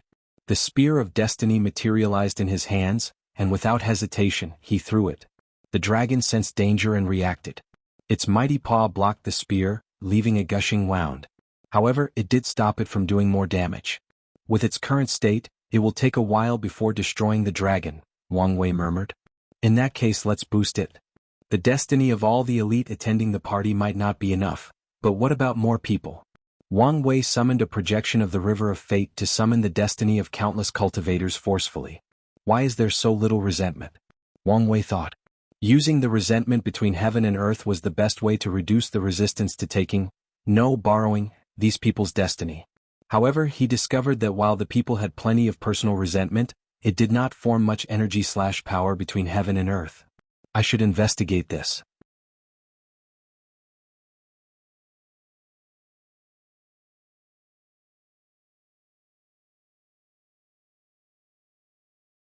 Chapter 1282 Transcendent Technique Wang Wei observed with a frown. However, after waiting for a few seconds, nothing else happened. That's it? He thought. Did he only act to save her luck? He doesn't want to die. But why didn't he save Blood Dragon? Myriad thoughts flashed in his mind, analyzing the situation. Could be he acted because Blood Dragon just died. Without strong luck to support, that woman won't last long. There is also the possibility there is something special about her among the other parasites, so Supreme Unity wants her to stay alive. This analysis made sense, but he could not think of anything that made Five Feathers special. Her phoenix race was rare but not to the point of being valued by a half-step Transcendent. So, unless I'm missing something, he might have just acted to prevent her eventual death since these people are still useful, Wang Wei analyzed. However, I should still research more about Five Feathers in case she is indeed special, but I don't know. Wang Wei squinted. It did not matter that Five Feathers' luck had not completely collapsed. With his mastery of luck Dao, such a weak Chi-Luck dragon is not different than a collapsed one. Once he deals with her, he'll use it to his advantage. He turned around about to leave. It was time for him to plunder. However, Wang Wei noticed the destruction around him. They had destroyed more than half of the ubiquitous hot spring world. Everything was in a state of void and chaos. Wang Wei saw the wail of the trillions of people, both mortals and cultivators, who died in the aftermath of their battles. He saw the remnant of Dao Path's cultivators' inner world. He noticed the scattered immortal Qi or immortal path cultivators. He even detected the residual Dao Rhyme of Emperor Path cultivators, who were the only ones who survived this catastrophe since they could revive themselves. Wang Wei shook his head. He tried to bring Five Feathers to a desolate place far away from the heavenly beauty palace and away from life. Sadly, the destructing nature of paragons was too great. It's a miracle the entire world was not destroyed. Of course, Wang Wei knew it would have been best to fight in the Nine-Heaven Desolate Realm, which was the Eternal Ascension world's version of the Void battlefield created especially for paragons. However, he does not think he can convince Five Feathers to follow him, nor does he have the strength to force her there. He guessed if he asked her to fight there, that cruel woman might think he cared about ordinary people's lives and cause even more destruction. It's already healing? Wang Wei noticed that the time anomalies created by techniques and the chaotic void were being repaired at an alarming speed. Additionally, the special laws of the ubiquitous hot spring world that allowed it to give birth to unique hot springs were also being repaired at an alarming rate. It seems this hot spring world is a protected area, Wang Wei thought as a sudden realization dawned on him. There are many unique spaces in the Eternal Ascension world, but with how destructive cultivators are, it's odd how these areas survived since the dawn of time. The answer is they are protected areas, meaning Heavenly Tao will pay special attention to them and even repair them after destruction. That also explained why the entire thing was not destroyed, Wang Wei thought. Their battle intensity was enough to destroy this area, but only half suffered.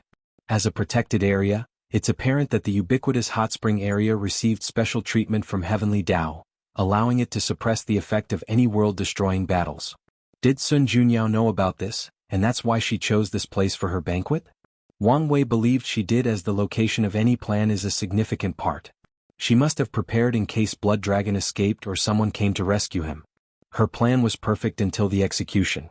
She could not control herself and started acting like a villain by telling her plan, motive and background, which in turn delayed until someone came to save Blood Dragon. Wang Wei analyzed while shaking his head. Her intelligence is probably close to or on par with a Tao overlord. However, she lacked our absolute over our emotions and, more importantly, our flaws. After observing Sun Junyao briefly, he could tell her mental state was flawed. The worst part is that she knows it but does not know how not to reveal it to others or prevent others from using it against her. That alone disqualified her as a Tao overlord, even a Tao lord.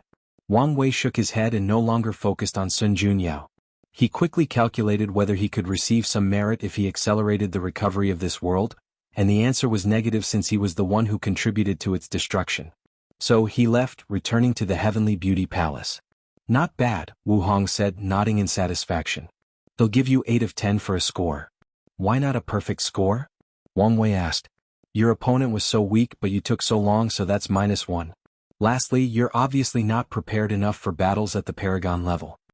Of course I'm not ready, Wang Wei rolled his eyes. He had no plan to fight these parasites now, but this woman made him do it. Wu Hong's actions reminded him of parents who pushed their children into a river so they could learn how to swim in a moment of life and death. Life is full of ups and downs, so we can never be prepared for everything.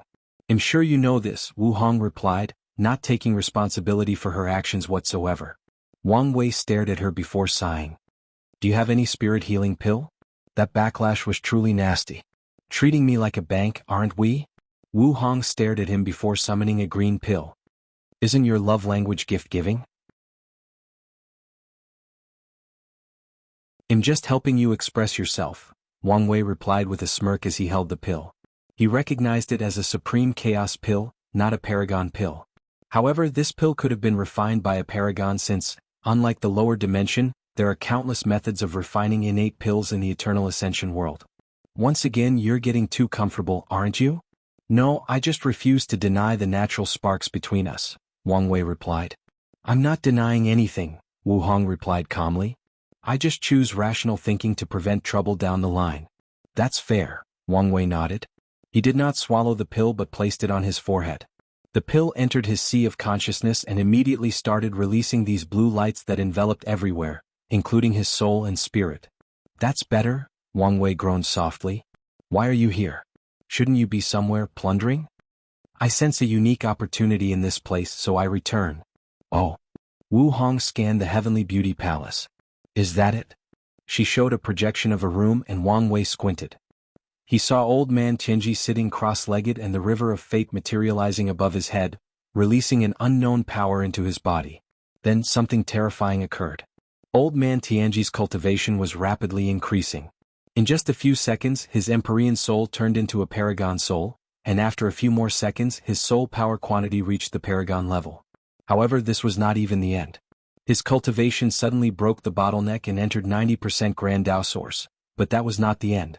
It kept increasing to 91%, 92%. Wait, why does it feel like some of this power belongs to me? Wang Wei did not doubt his intuition and immediately summoned his Bashin turtle shell to use as a medium to take the power that belonged to him. However, he frowned as he realized power became significantly diluted once it reached him. The rest of the power seems to belong to Sun Junyao, Wu Hong commented, and with a wave of her finger she also took it. Old man Tianji opened his eyes and sighed. With that power he could have reached 94%, but since these people acted he only reached the peak of 92%. However, he was okay with it as he had anticipated. Although he hoped it would not happen, but knew the chances were low given Wang Wei's terrifying affinity with Fate Dao. I know this power, Wang Wei commented. It's the same when I changed the fate of the lower dimension and used it to boost my cultivation. Except this one is 1,000,000,000 times more potent. That's a transcendent technique, Wu Hong said with a serious face. By participating in world-changing events and altering the fate of someone or an entire world, he can condense this pure fate power with all kinds of effects.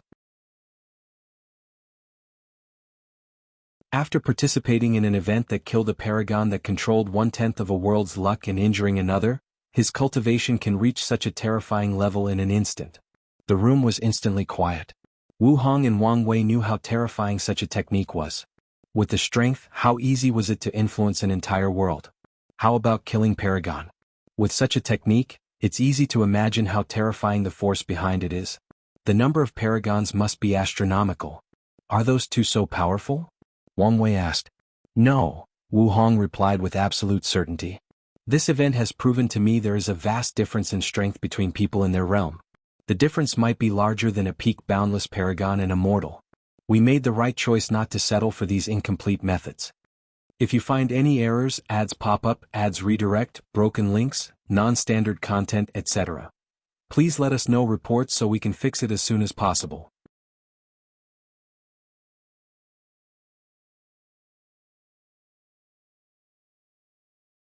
Chapter 1283 Do not speak his name in vain. Wang Wei nodded. Everything is connected, and in the path of cultivation the foundation is fundamental. Most cultivators believe that the Dao Foundation stopped maturing after the Emperor realm. However, that is far from the truth. According to Wang Wei's calculation, the minimum requirement for someone to become a paragon is a failed 9-extremity foundation. Without it, the chances of surviving the immeasurable tribulation have drastically decreased. Furthermore, Wu Hong told him that the Dao Foundation would become extremely important in the half-step transcendent realm. It's not just the Dao Foundation but the cultivator's achievements and so on will also play a role in their strength. With today's events, he also understood that how a cultivator achieves transcendence will affect their strength and maybe even whether they can achieve a higher level. I always thought the Cardinals achieved their strength by making a deal with Grand Dao to work for the latter with their eventual freedom. Maybe they also cannot reach higher levels due to how they achieved their strength, Wang Wei thought. He was not sure about this analysis, but if it's true, the Fate Cardinal position is a pit, and under no circumstance should I accept it, Wang Wei thought. Previously he might have considered accepting the position if everything else fails. After all, no matter what, it's a way of making high strides toward the path of transcendence. As a last resort, Wang Wei would not mind spending countless epochs serving as the Fate Cardinal before regaining his freedom and pursuing higher levels. However, if this position cut his path forward, he would rather die than take it. By the way, did you memorize all the Dao rhymes of this technique? Wang Wei asked. I've only registered about 65% of it. I got everything, Wu Hong nodded. A transcendent technique was precious to even someone in their realm.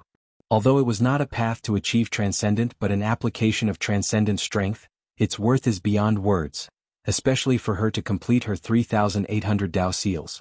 What do you want to do with him? She asked. Can we do anything?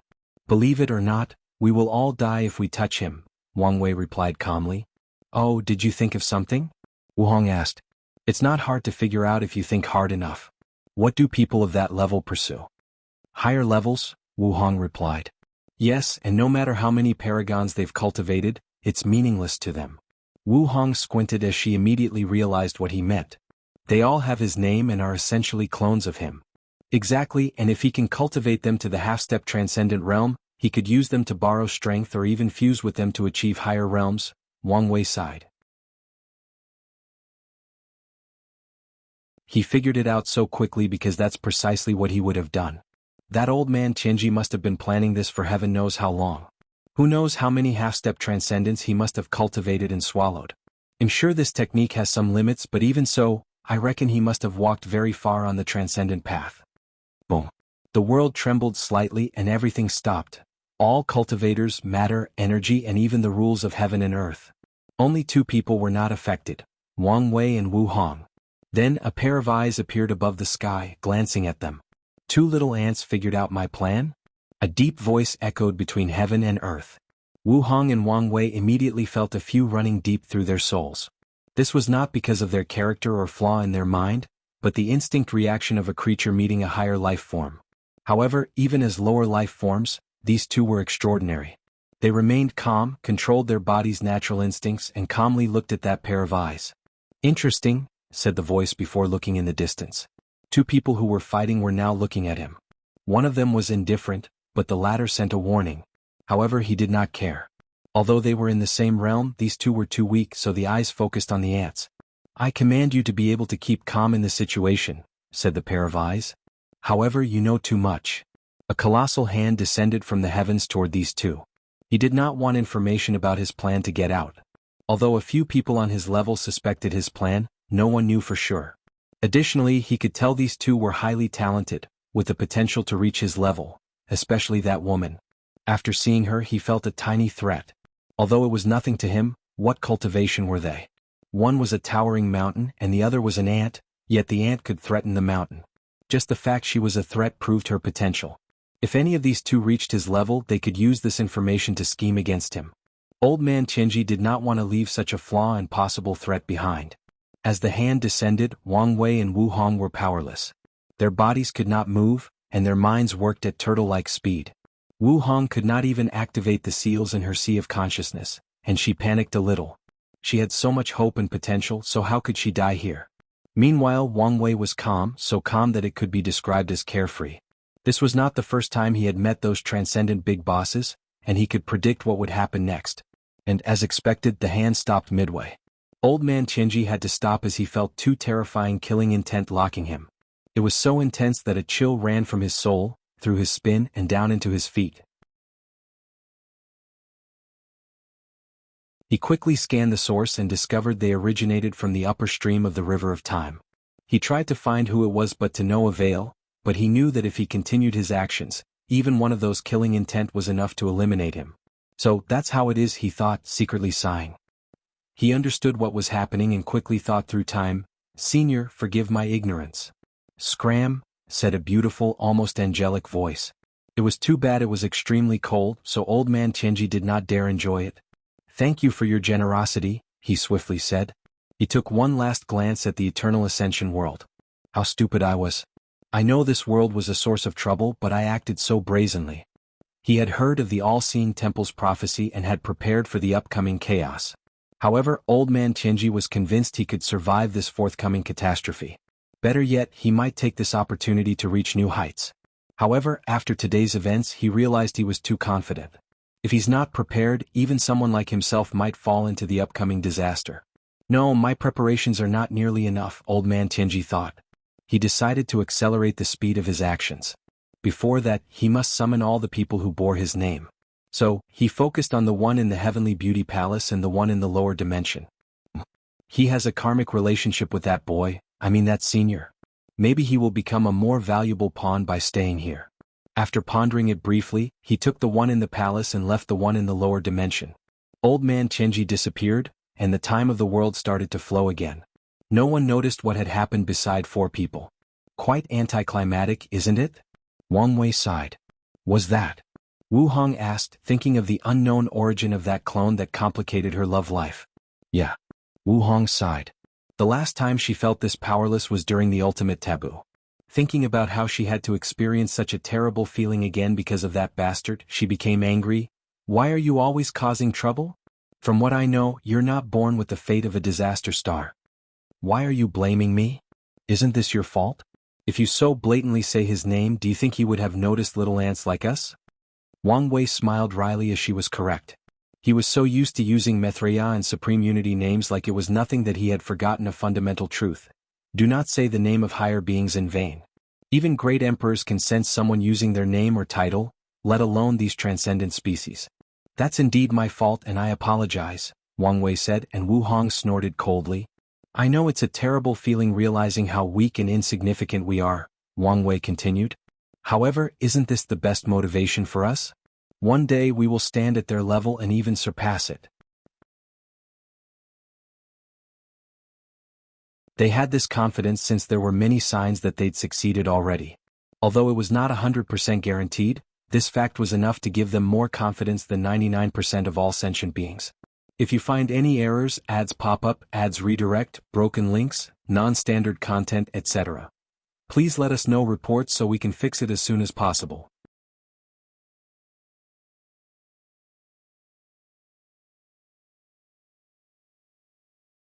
Chapter 1284 Plunder. Wait, Wang Wei said. Were you scared? He asked, looking directly into her eyes. Wu Hong was calm, but he knew her better than he knew the back of his hands, so he saw the signs. By the blessing of the Tao, Wang Wei said in shock before laughing out loud. The proud and mighty Empress Wu has such a moment of weakness. This is the greatest day of my life. I don't know what kind of delusion your mind has conjured, but don't involve me, Wu Hong replied calmly. Sadly, Wang Wei ignored her words. This moment will feed my existence for trillions of yuan epochs. No, for eternity, Wang Wei continued. I will tell everyone, especially our kids. I can picture it now. When I tell them of the one time I saw their scary mother trembling in fear. Yes, I can see it. Their tiny eyes became wide in shock. Then they'll look at me in disbelief, wondering whether the emotion known as fear could even be associated with their mother in the slightest. By the grace of the ancestors, this is truly the greatest moment of my life. Wang Wei's joy was palpable, almost illuminating the private room. Meanwhile, Wu Hong was gloomy. If you dare utter a word, the things it'll do to you could no longer be described as unspeakable, she warned. It doesn't matter, Wang Wei replied, his face showing a hint of unparalleled confidence. No matter what trials and tribulations you put me through, no matter what darkness, the fact that you were once scared is enough for me to survive anything. You. Wang Wei grinned in response. Then a cunning light flashed in Wu Hong's eyes. Her demeanor suddenly changed as she became sad and even docile. Such a temperament immediately made any man wish they could protect her. She materialized a tissue and started crying. How can you be so cruel? This is the first time I've shown such a vulnerable side to you, but now you're weaponizing it against me and even our future children. How can you do such a thing? Wang Wei stood before her in shock. In his wildest dream he never thought that would be her reaction. The rudeness of the situation and Wu Hong's current state instantly made him want to reach over and reassure her that he was just joking. Luckily, he immediately woke up and realized what was happening. Well played, he praised in his mind. Unfortunately, she had met her match. Okay, your little act won't work on me. Your future self sent a clone in the past to prevent me from having a harem. Our relationship was destined to have some toxicity. Accept this loss and move on. You bastard, Wu Hong said, returning to her calm and authoritative self. This is not over, she declared after putting the tissue away. I'm sure it's not, Wang Wei smiled.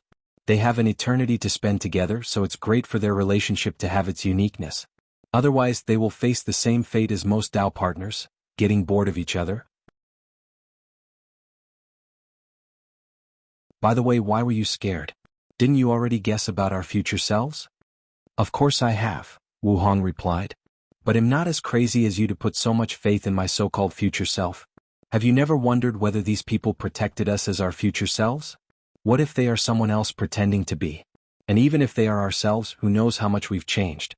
At their levels, the past might not matter much to them. Wu Hong sighed. The entire situation seems ridiculous and unnecessarily complicated to me. Wang Wei nodded.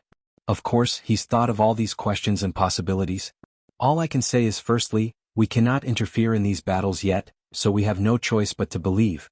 Secondly, there are no signs of a problem so far, so all I can do is keep calm, retain that level of faith and keep my guard up if I detect or deduce some kind of anomaly. Wu Hong looked in the distance. In this overtly complex situation, his mindset was the best choice. It seems I must enter the dark truth as soon as possible. She realized that since the ultimate taboo, she might have become conservative in her actions. Otherwise, after so many years, as long as she took the risk and left the Eternal Ascension world, there are plenty of ways to heal her injuries and return to peak strength. Don't you have plundering to do? Wu Hong said, looking at him. Damn it. Wang Wei almost forgot. Wait. Here. Wu Hong handed him the power of fate she took from old man Tianji.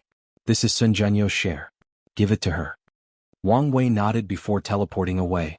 Wu Hong calmly watched him leave, and a few seconds later she smiled. She was correct in thinking he could bring some colors to her life. Let's continue observing before making any final decisions. Although she had a favorable view of him, this was not something she could decide after only 2 meetings. Anyway, they had eternity before them, so there was no need to rush.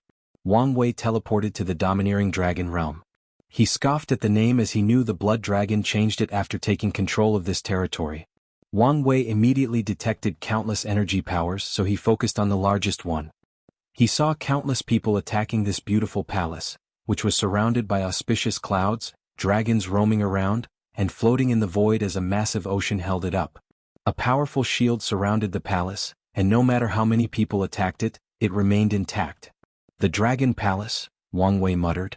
This was Blood Dragon's primary residence, meaning it was the place with the most outstanding amount of resources. Wang Wei flew to his people. Sect Master, you're finally here, Wang Qi said. He recognized the latter from his aura despite Wang Wei still being inside the puppet. What's the situation?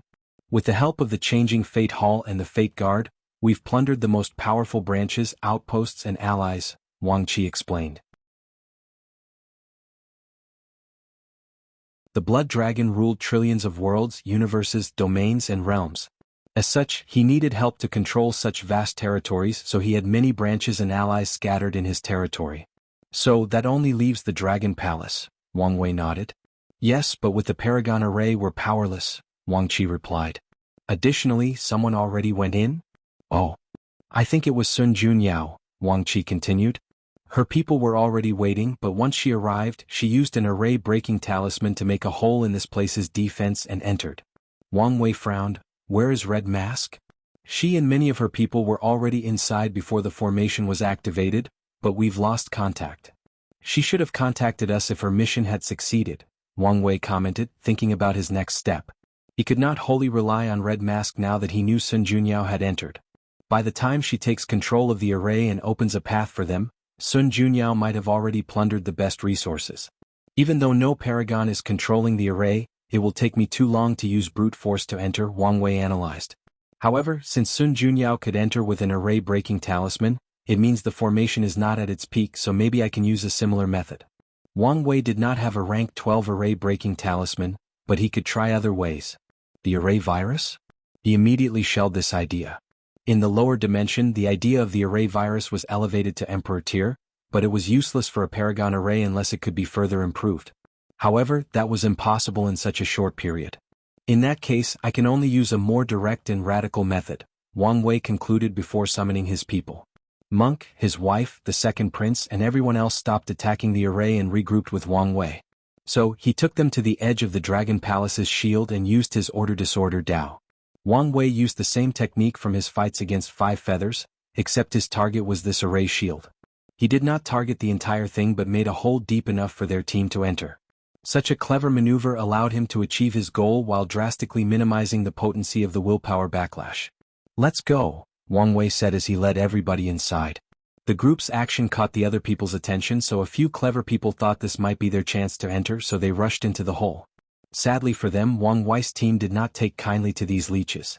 The poison demoness waved her hand to leave a nasty poison gas before the entrance, instantly killing a few Dao rulers and one Empyrean. The gas dissipated after the team entered, and the hole in the formation healed itself. If you find any errors, ads pop up, ads redirect, broken links, non-standard content, etc., please let us know reports so we can fix it as soon as possible.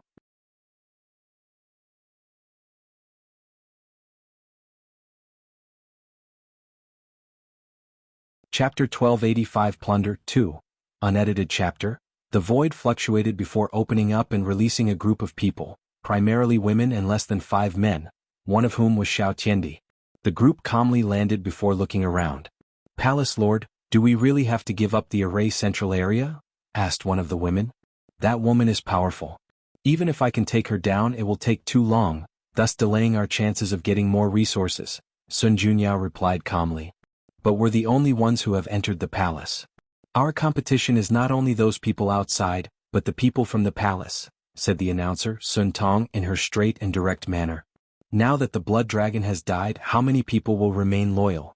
They haven't started plundering because they hope their leader's Dao mark remains intact. I see, nodded the palace lady, who felt unwilling they had to give up the central array hub. That woman, Xiao Tiandi said with a frown. She might be one of Wang Wei's people. Oh. Sun Junyao paused. She had now figured out that Wang Wei was the one she was waiting for. What makes you say that?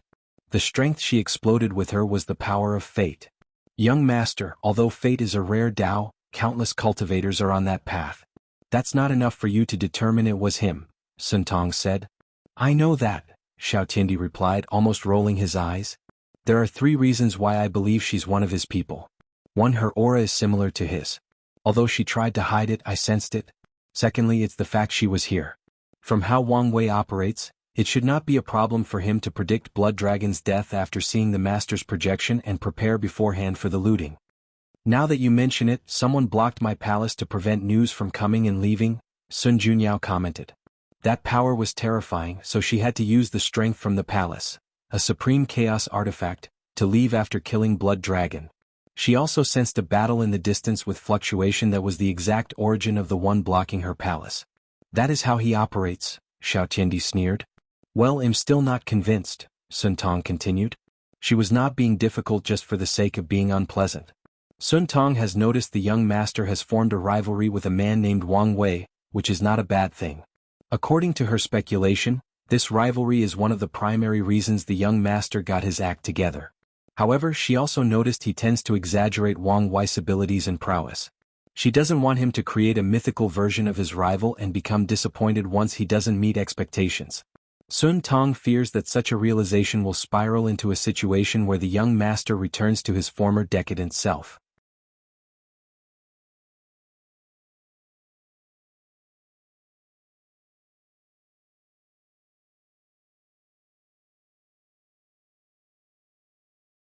Then he manifested a colossal golden giant above his head.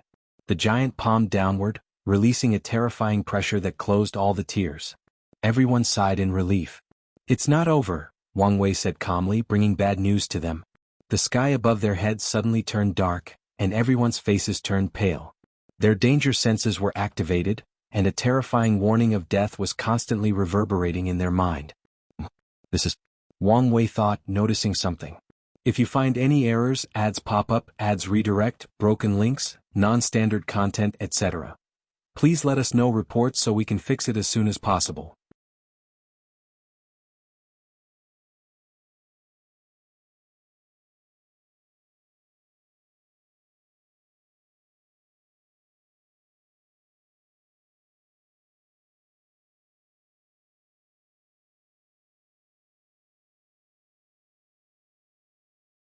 He was confused because this man did pose a threat to him, but it was very low.